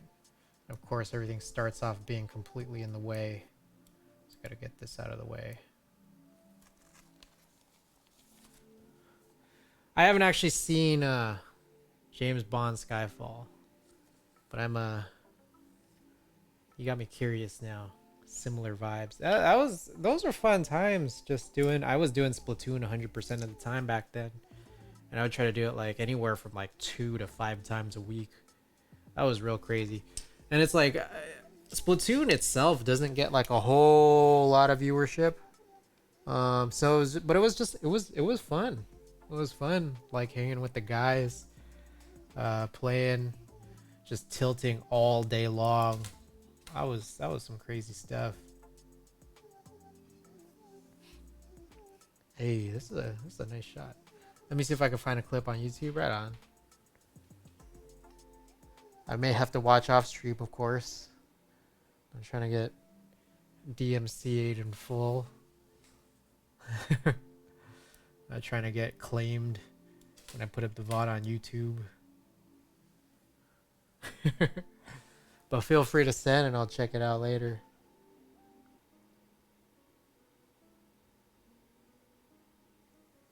Sony will be at your door tomorrow.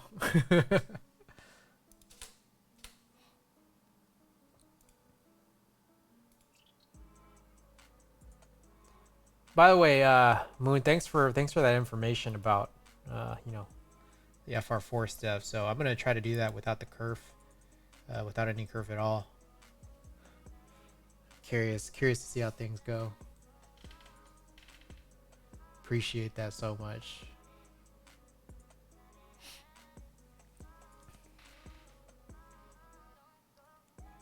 I am also post exact instructions on what to do. Yeah, I saw your screenshot, but like I'll sort of I'll poke around. If you send anything else, it'll be really helpful.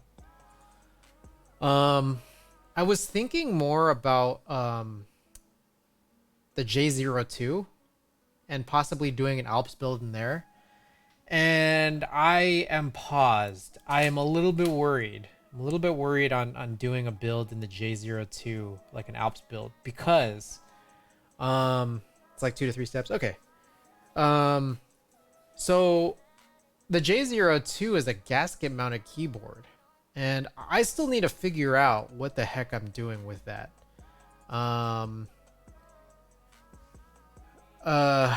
need to see how the gaskets work, like if they go on the plate or not. But also just like separately, like I'm like resigned to wonder, like I don't know if the thickness of the plate is like super necessary in either direction here, because on the one hand, I'm guessing that the whole thing anticipates a 1.5 millimeter plate, as most people are building in MX. And you know, I think that's probably how the keyboard was planned. So I don't know if I should go that thick, or you know, if it's gonna expect me to go that thick. Problem is that like I'm supposed to go thinner to have Alp switches clip into any given plate. Now, if I go thinner, I'm wondering if that's gonna have any effect on the usage of the gaskets. So it's like, if it's too thin, like, is there gonna be like this like unanticipated give to what you know your assembly is supposed to look like? Second of all, I'm not certain if the gaskets, because I need to look up the instructions on how to build this thing, but the gaskets are supposed to go on the plate, because I only have like one set of the 3 gaskets, like the triple layer gaskets. So it's like, how would I go and get some new gaskets if I wanted to end up putting them onto a you know, an MX assembly, if in the case that they're supposed to go onto one plate, or onto the plate instead of onto the actual case. So, whoops, I don't know why I did that. I'm a little bit worried about the J02. I'm gonna need to find out more about the J02 build before I kind of proceed there. But I still, with all that said, I still have you know, there's still a whole lot when it comes to me putting together ideas on my next plate order or plate orders.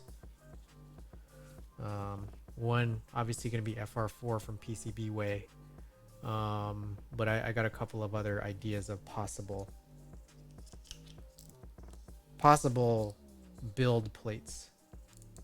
It's this build, I remember this one. So yeah, I know that it's like a real, like I've heard that it's a real interesting one, but I haven't delved in any deeper. I just thought like, hey, like I want to go and get some Gotta put this in the queue, you know?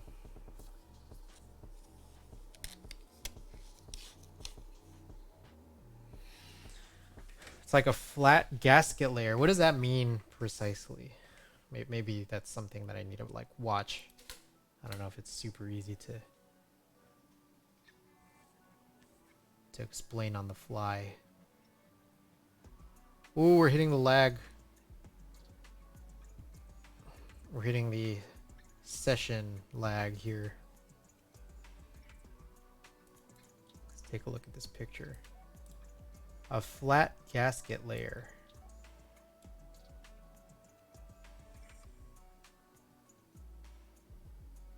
So I'm guessing there's one between the top case and the plate, and then there's two in between the PCB and the brass middle layer.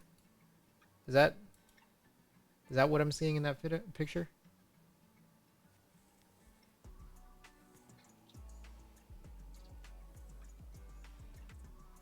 All right, I'm gonna restart Lightroom. I feel like I'm gonna have to restart Lightroom every so often just to not have to deal with this live view lag.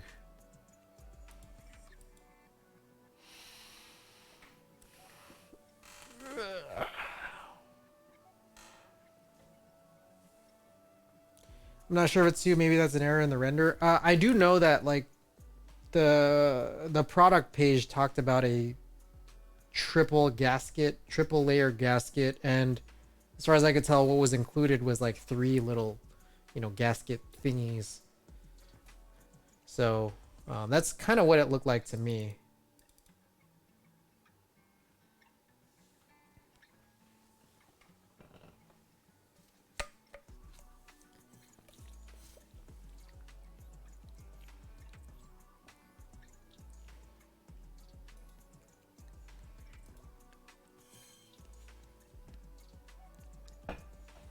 All right. Trying to continue along here.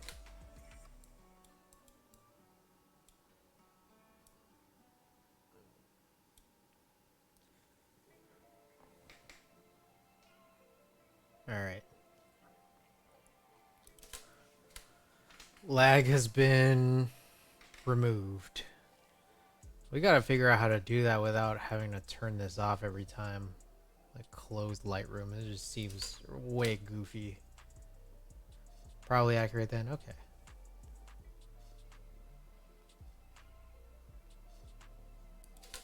Alright, I can already tell, like, I mean, the way that this is kind of just looking here, like, there's all this redness. I already know that this is, like, not how it's supposed to look, so... I didn't even do this for the last roll I was working on in Standstill, that Lucky Day one. But we're just gonna take care of this now, because this is, like, already beginning to bother me. There's like just this weird redness of the tint, and it's like, that ain't cool.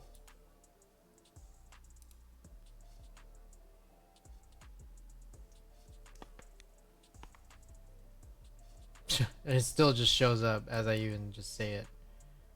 My goodness. It's like it didn't go away by me redoing it.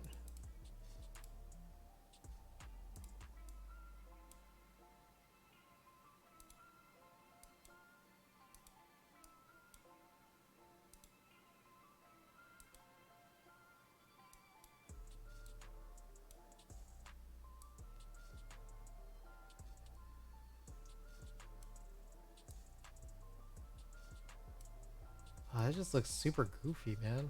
I don't know. Maybe it's just resigned to be there or something. Well, let's just keep it going then. Act like everything is okay.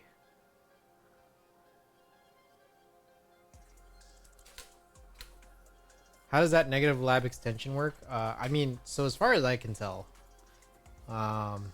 like I don't know that they'll give like the secret sauce out, right? But my understanding literally is there's probably some general sense of what you're supposed to invert, any given film photo to. So, and it's not just a straight inversion. You can't just like, hit Control I or Command I in Photoshop and then expect that, uh, you know, a film negative inversion is just gonna happen perfectly.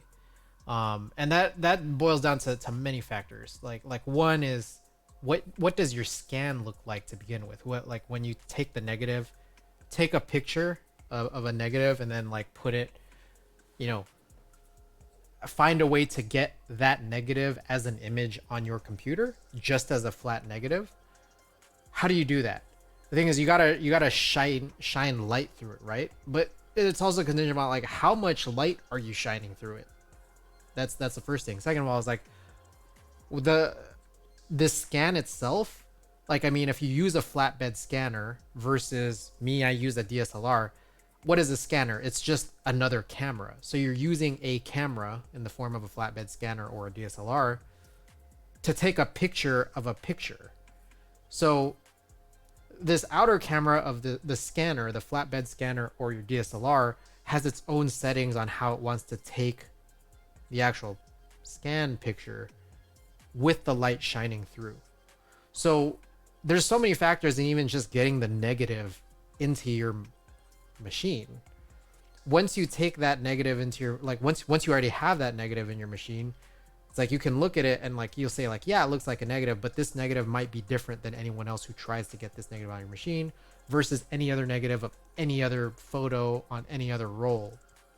So it's like, given that there's so many variables in there, we haven't even got to like what an inversion really is, which is again not a perfect Control I in Photoshop.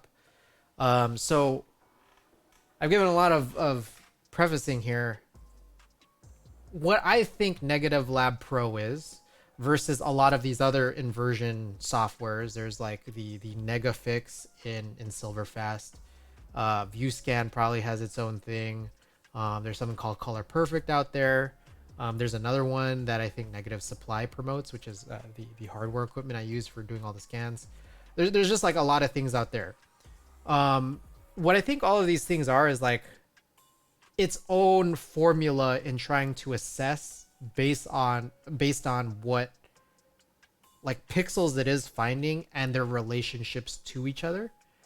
And if you can feed it some information like, hey, this is Cinestill, this is what the film stock is, this is Portra, this is Superia, this is whatever it is. If you could feed it that information, that'll help it figure out what to do as it finds the color relationships. That's what I think. I don't know. I have no clue what these things are actually doing. What I can say is that like when I use Negative Lab Pro, which thus far of the 3 or 4 different pieces of software I've used, this one's just by far my favorite.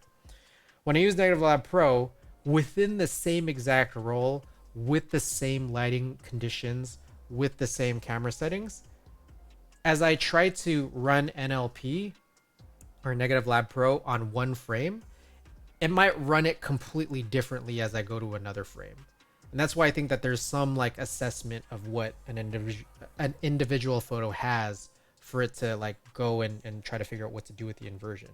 Now for me, like what I typically try to do is if I know like, what a sensible set of lighting conditions is and should look like, that's kind of what I'll sort of look out for. So like if there's like a perfect outdoor setting, and it has people in it, my best, barometer is, hey, do the skin tones look correct? And if the skin tones look correct in a Negative Lab Pro inversion, I can feel like this is my baseline. I can just apply this as a preset to everything else in the roll. Versus me trying to do every individual frame, knowing that Negative Lab Pro might assess them differently. And this is common of like other softwares too, like Negafix and Silverfast. It's just gonna assess it differently depending on what it is you try. I went off on a little tangent, a little soapbox there. So what I was just mentioning here is that like I had this prefix already in place from a different Cinestill roll, which is already like kind of like an iffy kind of thing to do. But it's like if I'm getting close, like I just want to be able to do these scans, so I'll just set the preset as I start shooting these scans. But what I hate is knowing that like, hey, like, yes, this is what like the frame border kind of does look like when you run an inversion. The thing that I hate is when like it's this that starts pervading like what are within the actual photo frames, because like this doesn't look or feel right to me. Like I'm sure that there's like names for these things and I just kind of don't really know them. But like the sense of like, hey, like there's this weird, like again, I recognize that this is the look of a frame border, but this to me looks like an artifact. Like if we were to crop this, it just looks like a weird sort of scanning artifact.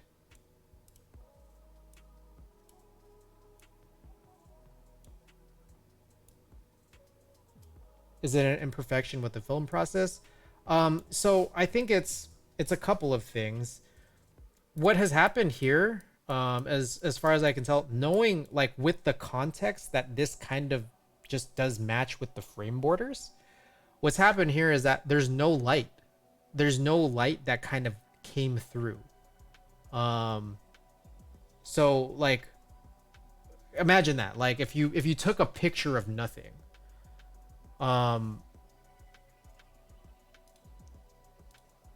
the actual film is gonna look like this. And when you invert, what am I doing here? When you jeez, reset as shot. When you invert, the whole frame is gonna look like this color. Now, when I actually shoot a real photo, it's like it's capturing light, like as it comes through the lens, like and into the film, it's capturing light. But then when there's certain parts that are so dark within the shot, it's like there's no light to be captured here. Yet if there's no light to be captured here, then it's gonna show up like here as red. Now, my thing was, again, like I stole this preset from like another roll. Was that like if we tried really hard, to be able to just do this again and run NLP, I was thinking like, hey, can NLP just kind of like do the thing that I anticipate it would do for what this photo is, which is to sort of black out this area here.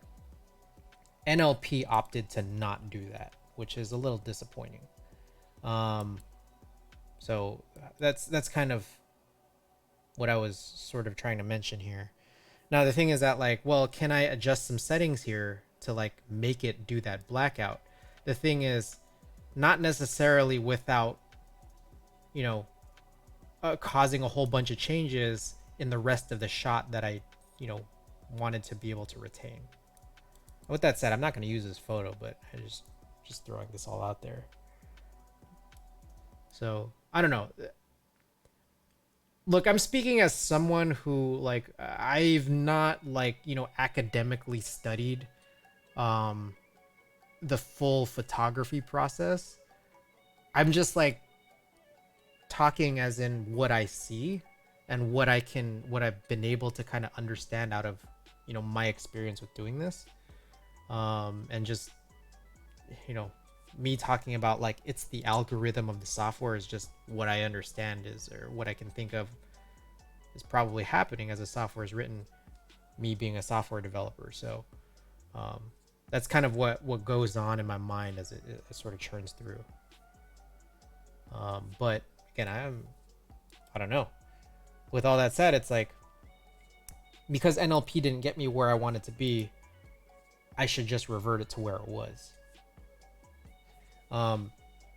With that said, it's with the idea here that maybe I could try to get in like another shot that'll do something more close to what I want. knowing that if I can save that as a preset and then throw it onto this, maybe it'll look a little bit better. But we'll just have to see. And this is kind of why, like, I like being able to do this once perfectly and then apply everything to a roll, but sometimes you're gonna have to make exceptions like this.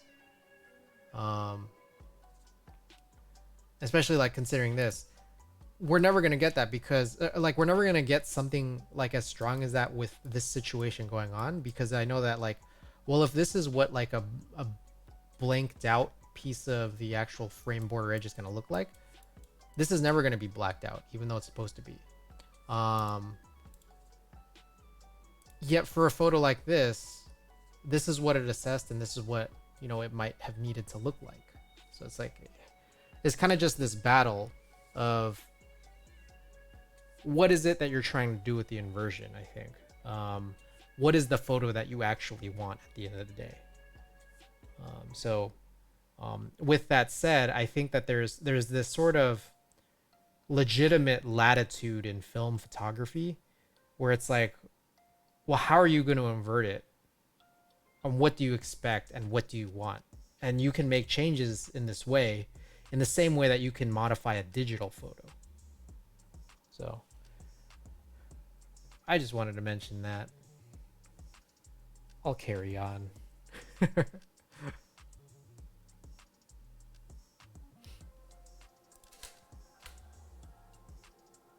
Ooh, he brought out Made in Tokyo. I forgot about that. Hugely tinted red here. I kind of tried something similar. After doing all the manual adjustments, I applied the same thing to a LUT and saved it. Imported the LUT to OBS and applied to a video feed to quickly look at the negatives without scanning them all. It's the lazy way. So yeah, I mean, if you're doing this on film photography, I mean, like, again, for me, what I think is the personal best solution is unfortunately something that is pretty pricey. Again, like, Negative Lab Pro being like a plugin for Lightroom is not something that's necessarily cheap. I like what it does here. I think there are just other options out there, but unfortunately I don't know of any that might be like particularly like free, or just like free with what you might have. So I used to try to do like the inversions all myself, and it was very hard. This was way back, like I think around the time I started, like 2017. I struggled, and so like it put me off for a bit, which is why I went to a flatbed. But full well knowing that like things have evolved even just within the last couple of years when it comes to like home scanning, it's like I love where we've kind of ended up here, because now I could pump out some of these photos, and you know, I don't necessarily like this one that we're looking at on screen, but it's like, you know, we have options.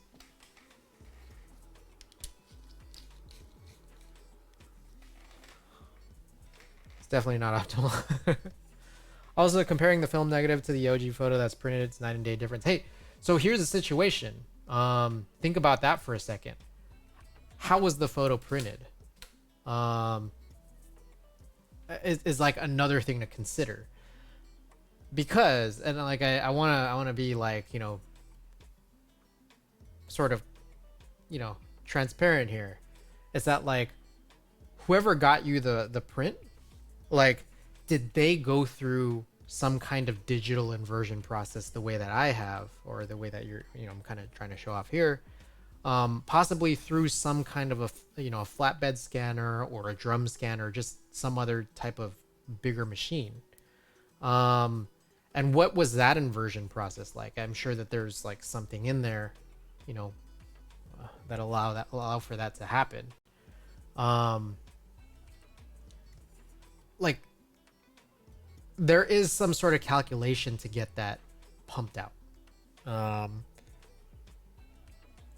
Even if like there's even this reality of like trying to make a legitimate like no digitization type print, even there there's more of a conceptual, like, hey, can I get what I want? You know what I mean?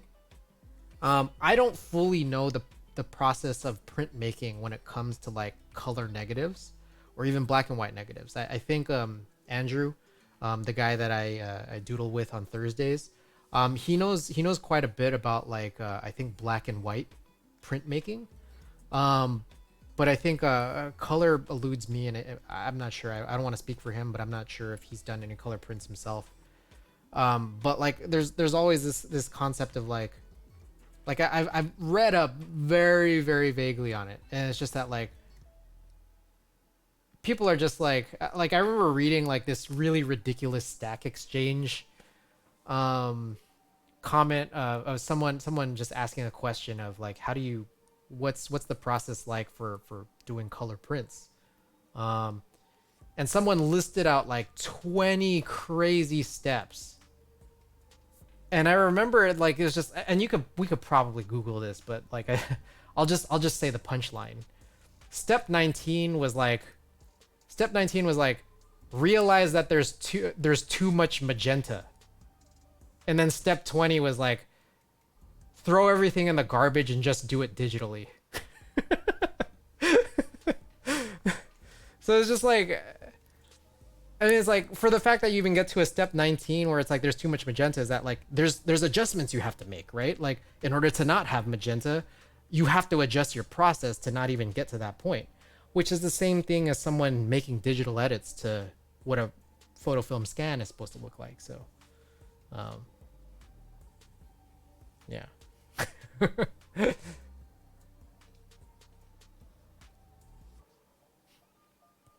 Yeah, I remember that like when I read that I was like, wow.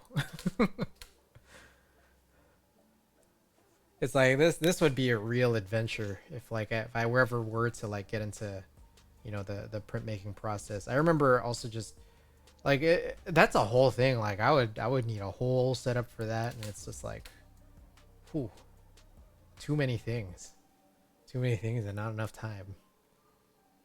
I also heard that like the actual printmaking process is like way more toxic than the development process in terms of like the actual like the chemistry used.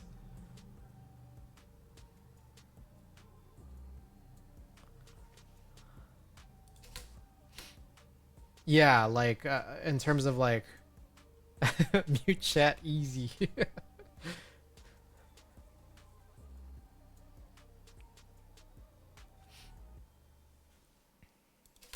That was a pretty cool one back here. I think it was like 15 or 14.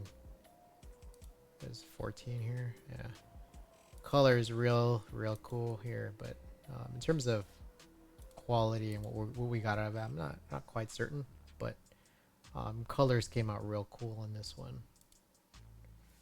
This one's also really interesting. I feel like here's a shot that like I definitely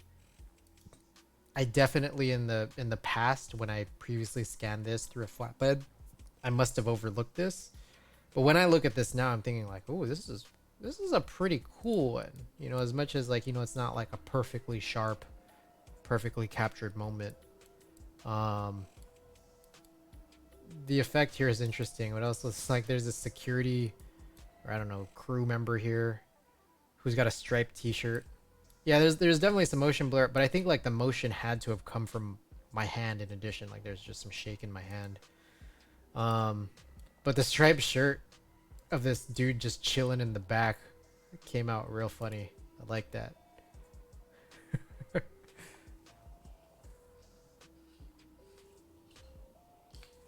Alrighty. Long soapbox in the middle of roll number 4.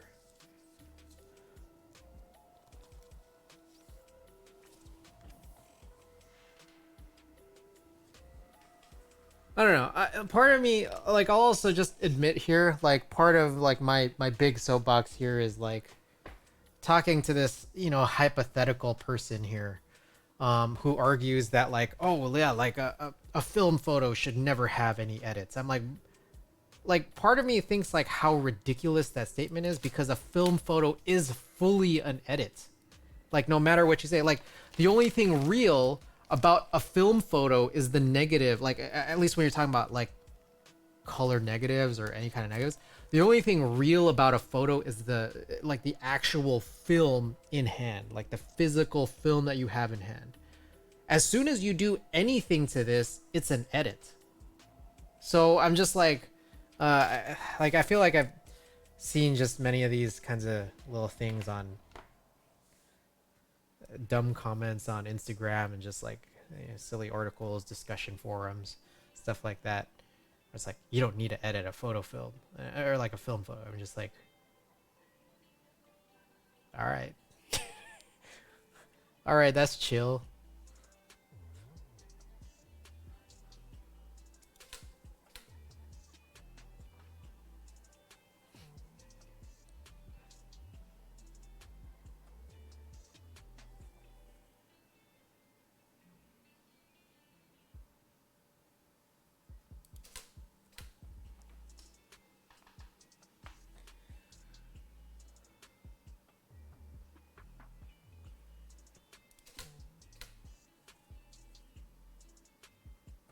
Ooh, that's a fun one. What the hell happened here? Hold up. wait a second here. Uh, let's take a look at this photo. This photo is interesting. It's very clear that these two women here are. I can't imagine these women are this tall. First of all. Second of all, what is this? I kind of feel like there must have been just a bit of rowdiness, because I think this might be someone crowd surfing above me. Or like, I don't know, this could be anything. But this is just like my first guess. I'm not certain what this is. But yeah, like I'm guessing that these women here must have like got up on the little barricade, or they're on someone's shoulders. But that's pretty crazy, thinking that there might be two people on people's shoulders right next to each other side by side. So I'm not quite certain what the hell has happened here, but this is an interesting photo. I'll just throw that out there.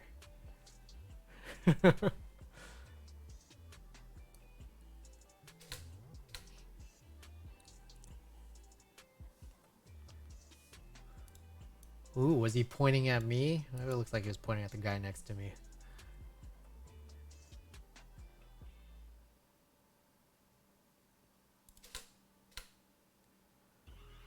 You know what's like a real funny reality?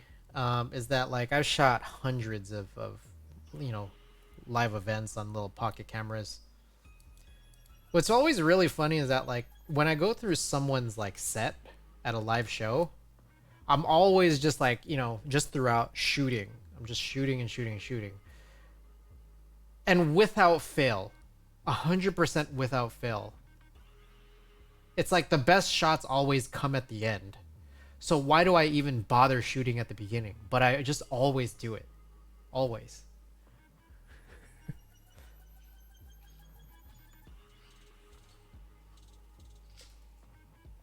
Like, typically like through the course of a show, especially considering that like I've gone to so many of my shows like solo, is that like, especially when I'm solo, and especially when like I know that my focus is getting a good shot, the best photos come at the end, because by the end I've been like everyone's kind of settled into this like, at that point, preferred like jockeyed position.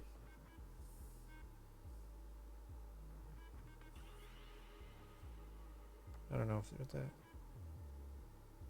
Okay.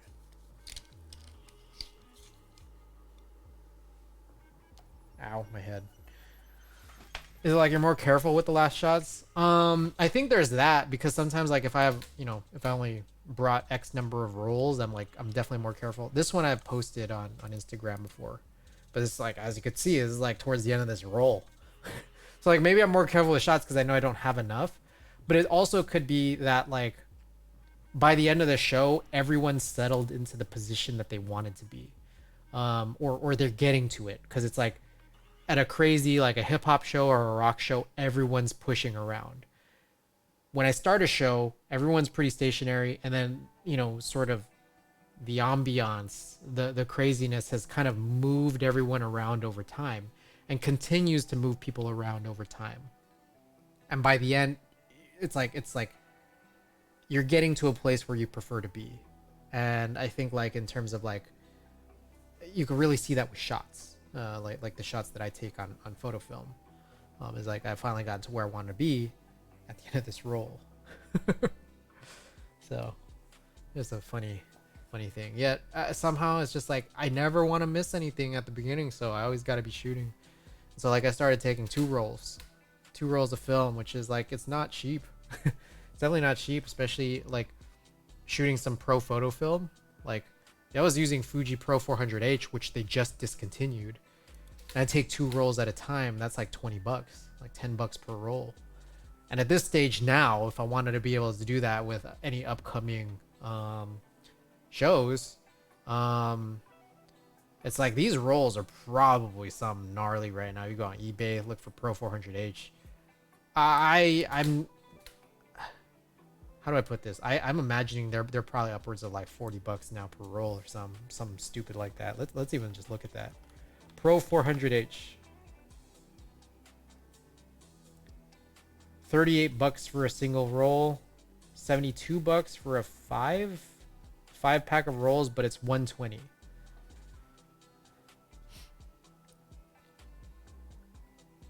Damn, that's gnarly. That's super gnarly. Yeah, I feel like you can't even really find these like 35 millimeter. Okay, 3 rolls, 35 millimeters. Someone's selling for $96. Crazy. Sucks, bro. I was shooting two favorite film stocks for shooting concerts. Pro 400H, I feel like never failed me. And Cinestill, luckily, still being produced. Cinestill, I'm a little bit, how do I put this? Cinestill is interesting because what I understand Cinestill is like it's repackaged movie stock, like actual like motion picture stock, that they've thrown into like still photo film canisters. So it's like that's like as long as there's still going to be 35 millimeter shot on motion, this should still exist provided that people want to put it like there's still interest in folks who want to put it into canisters. That'll remain, I guess. There's also just like some extra interesting stuff. There's apparently like I believe in Cinestill this layer called remjet, that I guess gets removed when they put in Cinestill for still photo usage, and that removal of that like is what causes, as I move back, it causes these halos. This is my understanding. Anyone out there who's watching the VOD, go ahead and talk about how silly this is in the comments down the line many years from now. My understanding is that the removal of this extra layer of the something that's on the movie stock is what causes these like crazy halos to come in, which I think is like pretty cool. But even if you still had that remjet layer, it probably would also still be cool. So let's take a look here. I think this is G-Eazy. I think he brought out G-Eazy too. Forgot about that.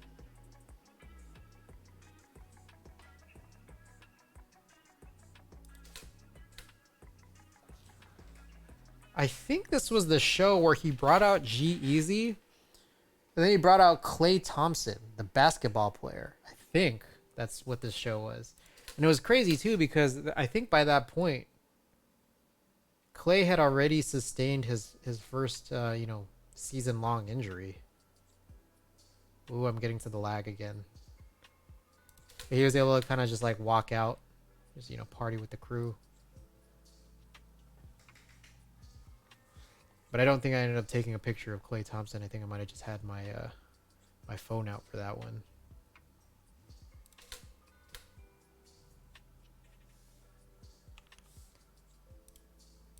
Ooh, detail came in really cool in this one. I just don't think that this is a really particularly flattering action shot. But I really, really like how the colors on this and the detail on this turned out. Just wish it were like kind of a better pose. That's my homie. We finished up this roll at the end of the show here. Yeah, that had to have been it. This goofy fake smile. All right. This concludes roll number 4. Lights really add to shots at concerts. Yeah, I mean, just like concerts with just all of that artificial lighting, just like make things like super fun, super fun. And I'm just like, I'm looking at this, you got a fake smile on here, but like the colors are just great.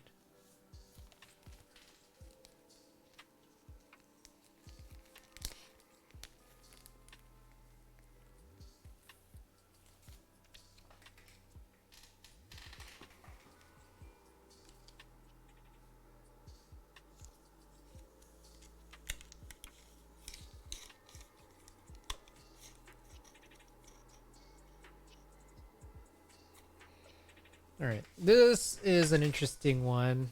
Okay, so we're gonna start on this next roll here. Pull up the next tether. This is 296. We got here the baby.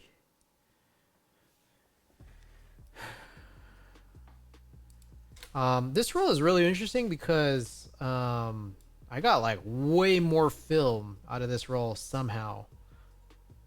I have no idea how. They packed in the film in this one because I ended up getting like 38 or 39 shots on this one. It's real wild.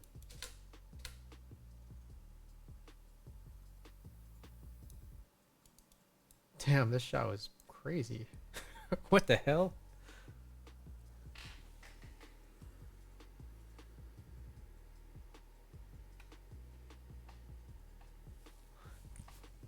Hey, look, this is the reason why I shoot at the beginning of the roll, at the beginning of the show, is you sometimes get shots like this. It's like, hey, it worked out for once. I'm pretty sure. I'm gonna get through. This is weird because there's like 3 on here. Okay, yeah. Usually there's only 1 on this first strip, but somehow we got a hold of 3. Okay. So, I'm gonna reset and let's try to get the colors redone here. Okay, a little addendum to that whole soapbox I had from earlier. Your negatives also might look different roll to roll or frame to frame just because of little anomalies or nuances with the film itself. Say that you have something expired, or just say that, like, I don't know, somehow some light leak got in on certain parts of the film, in a singular roll. Like, there's already gonna be like issues within the actual physical film. So I just want to throw that out there as like if you can't even guarantee that the physical film was exactly the same from one roll to another, like there's going to be some differences there, and you might want to accommodate for that because you know what the picture is that you took, and you know what you saw with your eyes and how the colors should be. So I wanted to just throw that out there as well, to that whole thing I was talking about like 25 minutes ago.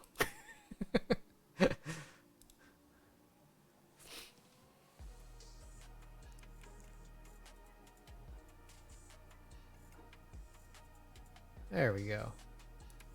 Little different coloration here. You can go in different directions with this.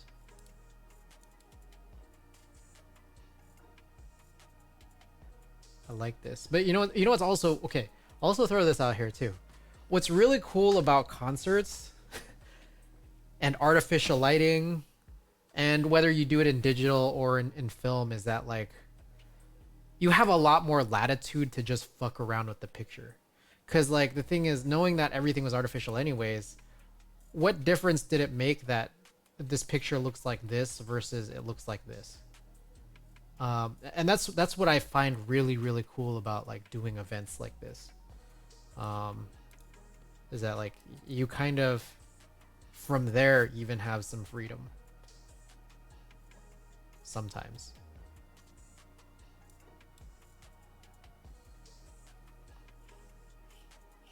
Alrighty, next strip.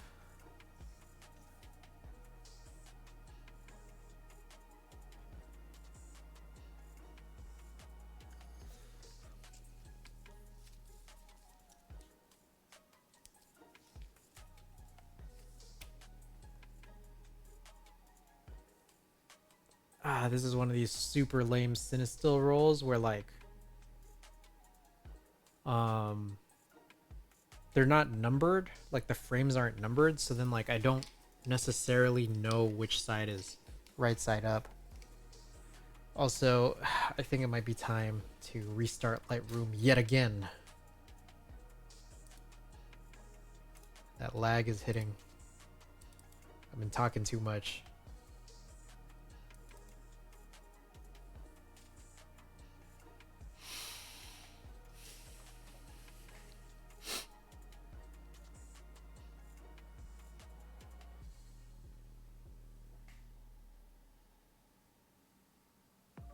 All right, back to it.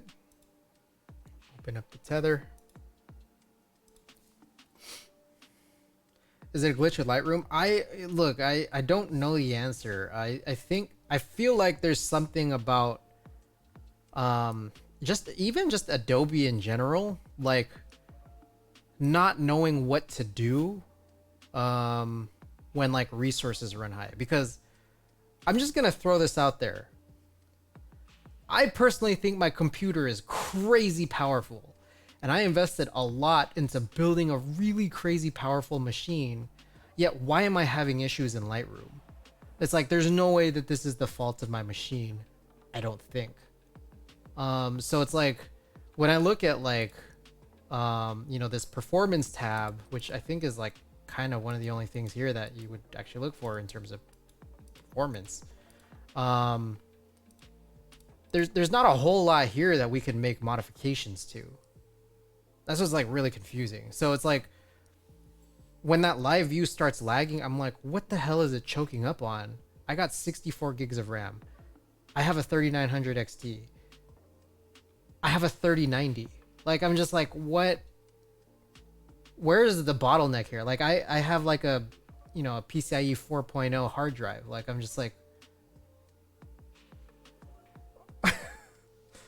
like, I don't think that this should be doing this, but I don't know. I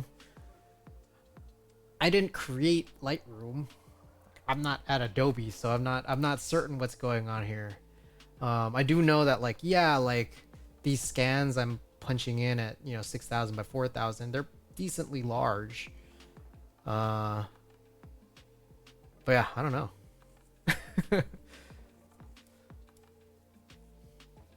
Crazy stuff, man. Yeah, it's weird. Yeah. Agree.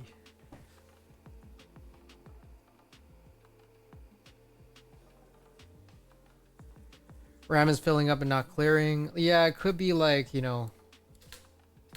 bad memory handling.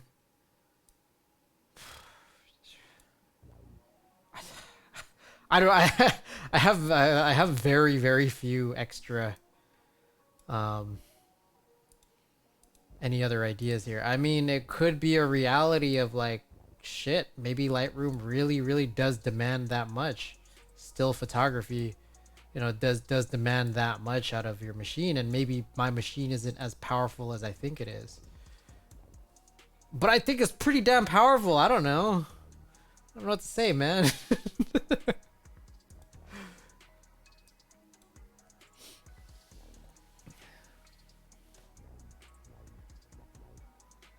All right, interesting colors here.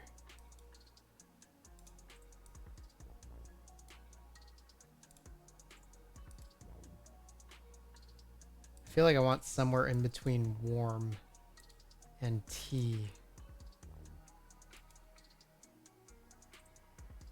So here's what I'm gonna do. Between 13 and 7. Let's go something like that. I like that.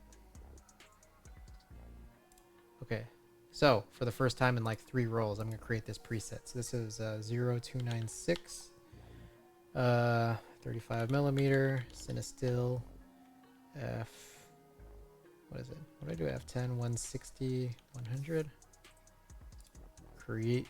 Alrighty.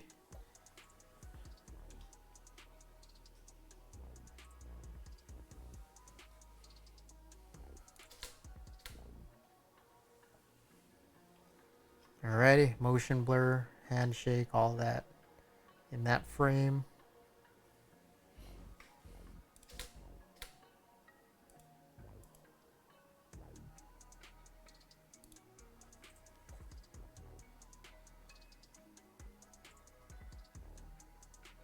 Out of focus. Oh, I forgot to put on this preset, didn't I? What do we call it? 296. Yep. Let's throw on 296 here as well. Let's throw them onto all of these. See what we get. Darkness. This one's bright, but motion blur. That one's a good one. A lot of green ends up showing up on anything that isn't this particular frame here. Yeah, there's a lot of green in this one as well. I like the security. I like how sometimes, like, because I'm not in the pit, like, you just end up getting, like, and I try to get close, is that you end up getting these, like, security guards, and they just, like, look, like, really out of place.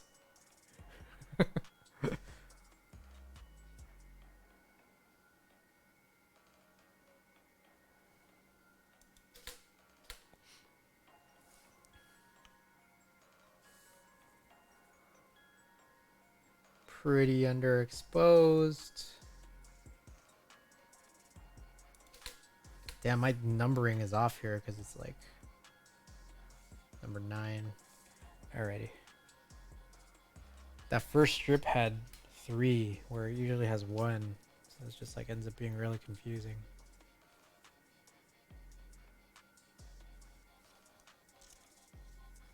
I'm just like not even gonna try with this one. It's like trying my best here.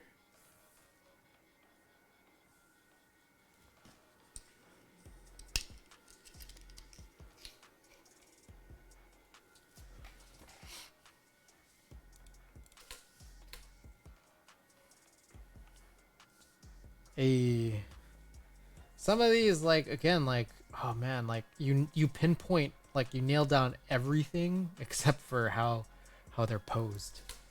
And so like sometimes that just boils down to like my lack of patience in getting a shot that I want to get, because I'm just like, oh, like if I just got to try to get this one, you know. With events, it's like there's only so much time, so it's like sometimes you just want or need certain things, and I fucking did this upside down. I wasn't supposed to do this. Anyways, so everything here is reversed, but it doesn't matter. Yeah, he came out in the outfit here.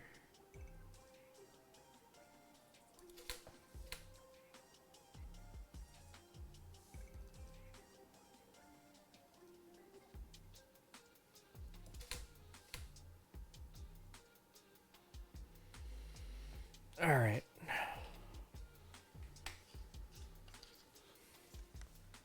So the key is I gotta flip this as I enter this in. Flip. There was the flip, and then I flip it back when I'm done.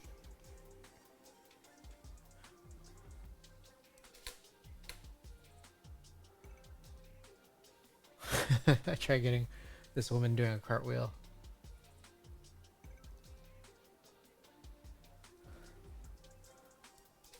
Got the handshake though. Ooh, that's an interesting one. I wished it was more actiony, but I did get like, in terms of like him, like his actual gesticulations was more actiony. But it's pretty cool. Getting the water bottle flip like this. I don't know what the heck this is. Might be just some lighting in the back. That's a pretty cool one.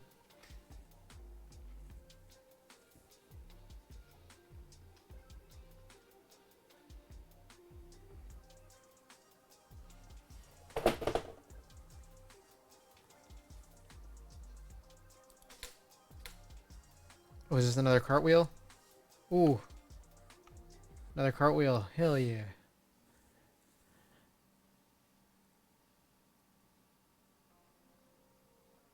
I wonder who this guy is. That doesn't look like a security guard.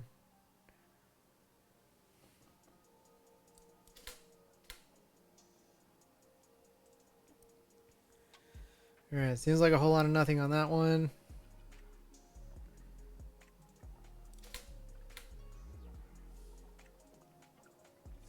Ooh.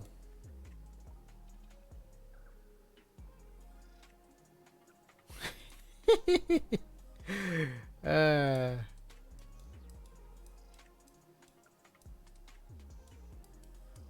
this-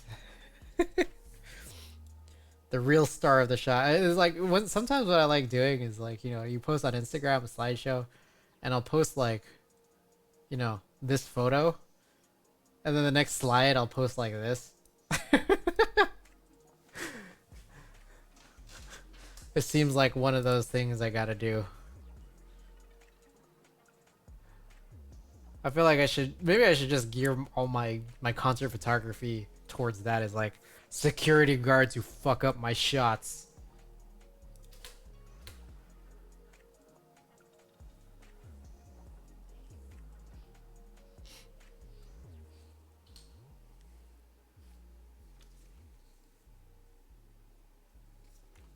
Alright. Always gotta remember to flip.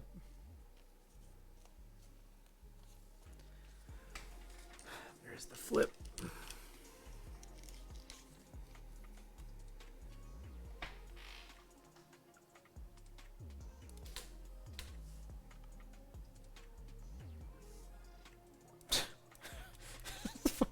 Like, what was I thinking when I took this shot? Like, this is just a waste of film. Like, he's not in the spotlight, and there's a photographer here.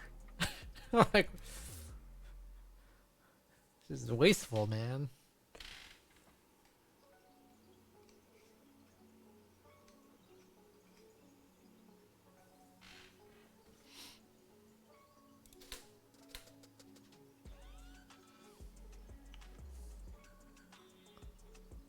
This is one of those where it's like, it's just like the framing. He's just like way too close to the top there. Where this like might otherwise, I mean, even then, it still isn't that good of a picture. He's holding a water bottle. Never mind. That's one of those, again, I shouldn't have taken it type photos.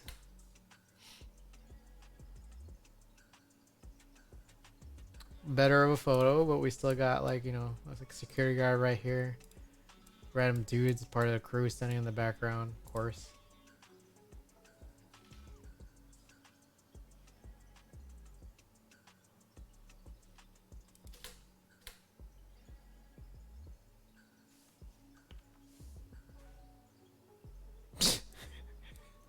The baby's hands. That's a good photo. And another security guard, of course. I'm also realizing, like, I can do the rotation before I actually take the scan. I should do that. This one's cool, albeit a little bit underexposed. Quite a bit underexposed. Got a lot of grain in here. I push hard sometimes. Real hard. Okay, okay. Pre-scan rotation.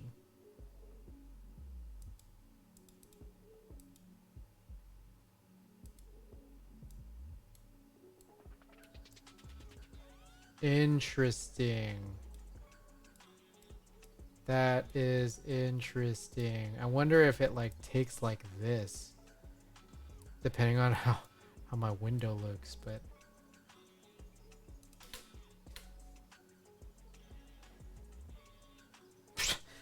bro, it didn't even. What was the point of that? Nothing. Did me no good. I thought it would like rotate for me. Silly. 2 more strips, guys. 2 more strips and we're in the clear. I'm not gonna lie, I really have to go pee. So we are wrapping up after this roll, or yeah, after this roll finishes.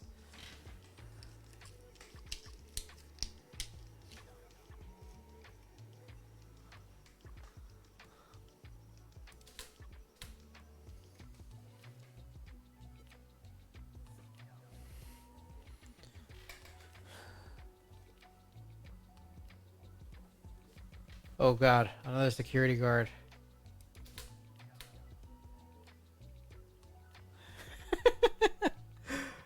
Oh, I think this is one of those times where I'm just like, I'm probably just getting knocked around by the people around me. Probably. It's like, let's just go with that as my excuse, right?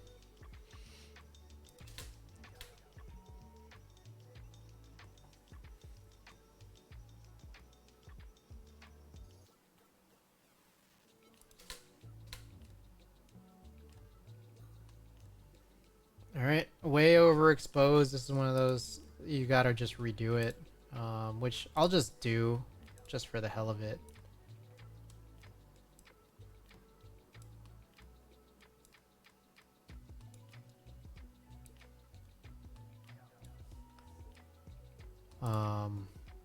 It's like, I really feel like I should, just to, you know, how much am I really missing here?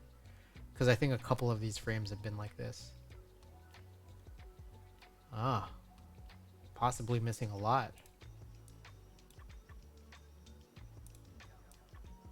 Oh, that's very green. Neutral's looking good.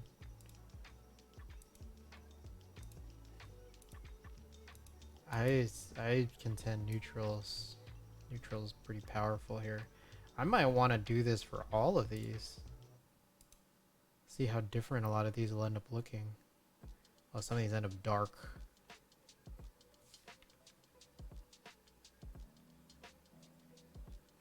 Yeah, I don't think that was that great of an idea. Okay, so what I'll do is I'll sync this with all these other really bright ones.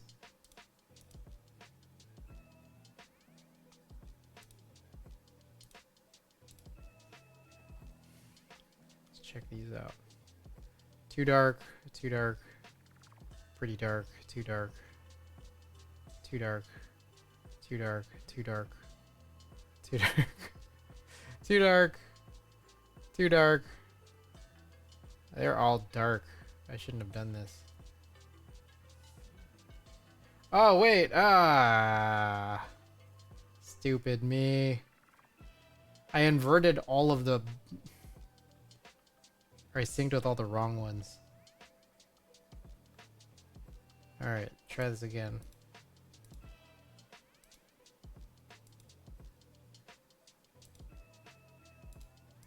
I'll switch that one out. Right there. Let's even do those two.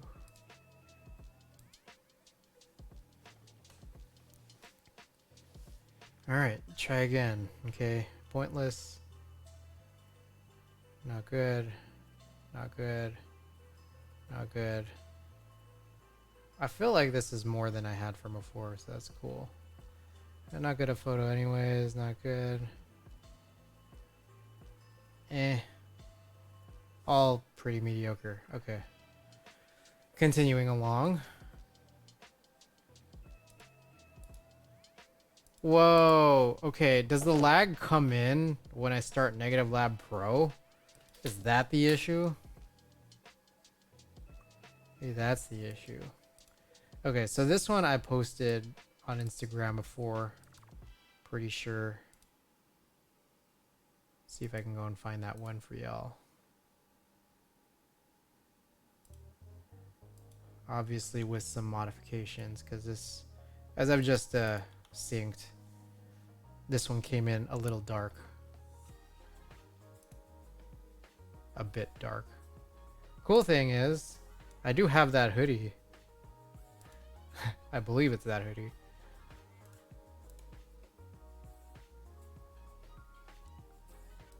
So, with that said, let's just do this.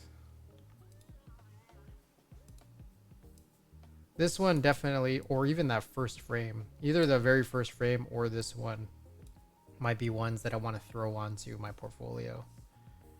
I really like this one. Again, I think just a slight issue. I really wished that I had a little bit more above his head. Framing would have otherwise been really good. It's got some greenness here, but if we throw on warm or neutral, I feel like these kind of nail it. I mean, that looks, how do I put it? It looks pretty damn close to what I had up in Instagram, but I think like I've removed more green, especially out of this fella's hand. So it's chill.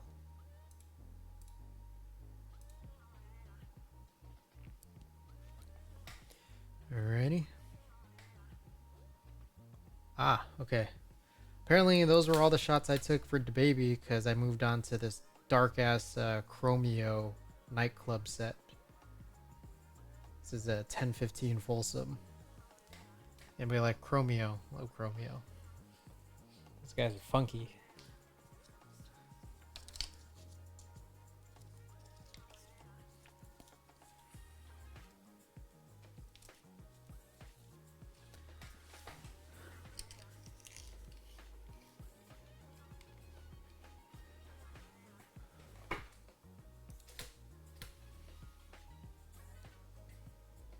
Funky, look at that. These guys are funky.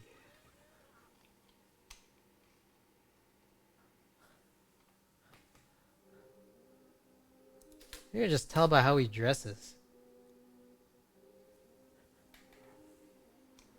It was super dark, so then like you get a lot of auto blur, unfortunately.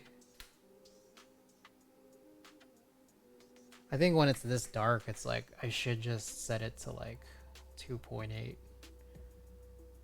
It's like I don't know what I'm even trying to really do here.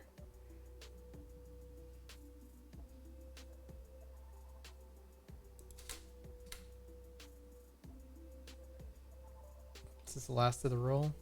It's the last of the roll. Might be the best of the Chromeo ones. Hey, funky.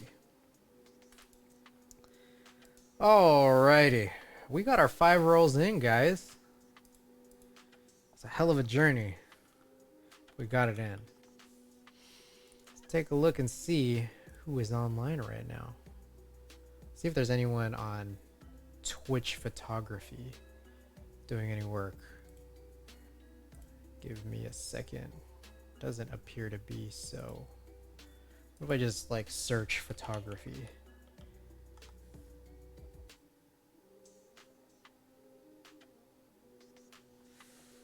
What's tough is that you search the word photography and it's literally anyone who's live. I mean, like Amaranth and Indie Fox are on.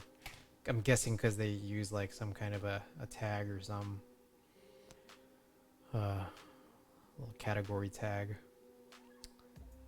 All right. I guess I could go for someone else here who might be online.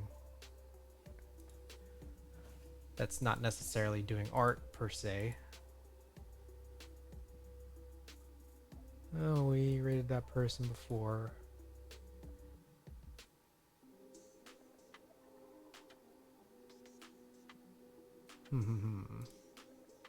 See a couple people I could be going for rating tonight. So we'll just kind of do it. Alrighty. Um, this concludes everything, guys. Thank you, Moon. Thank you for being here. As per usual, just want to throw a couple of these things out there. Discord for anyone who wants to join. Website for anyone who wants to look at this project I've been working on for so long. Recently just made this update. I now sort by build date if I've already completed a build.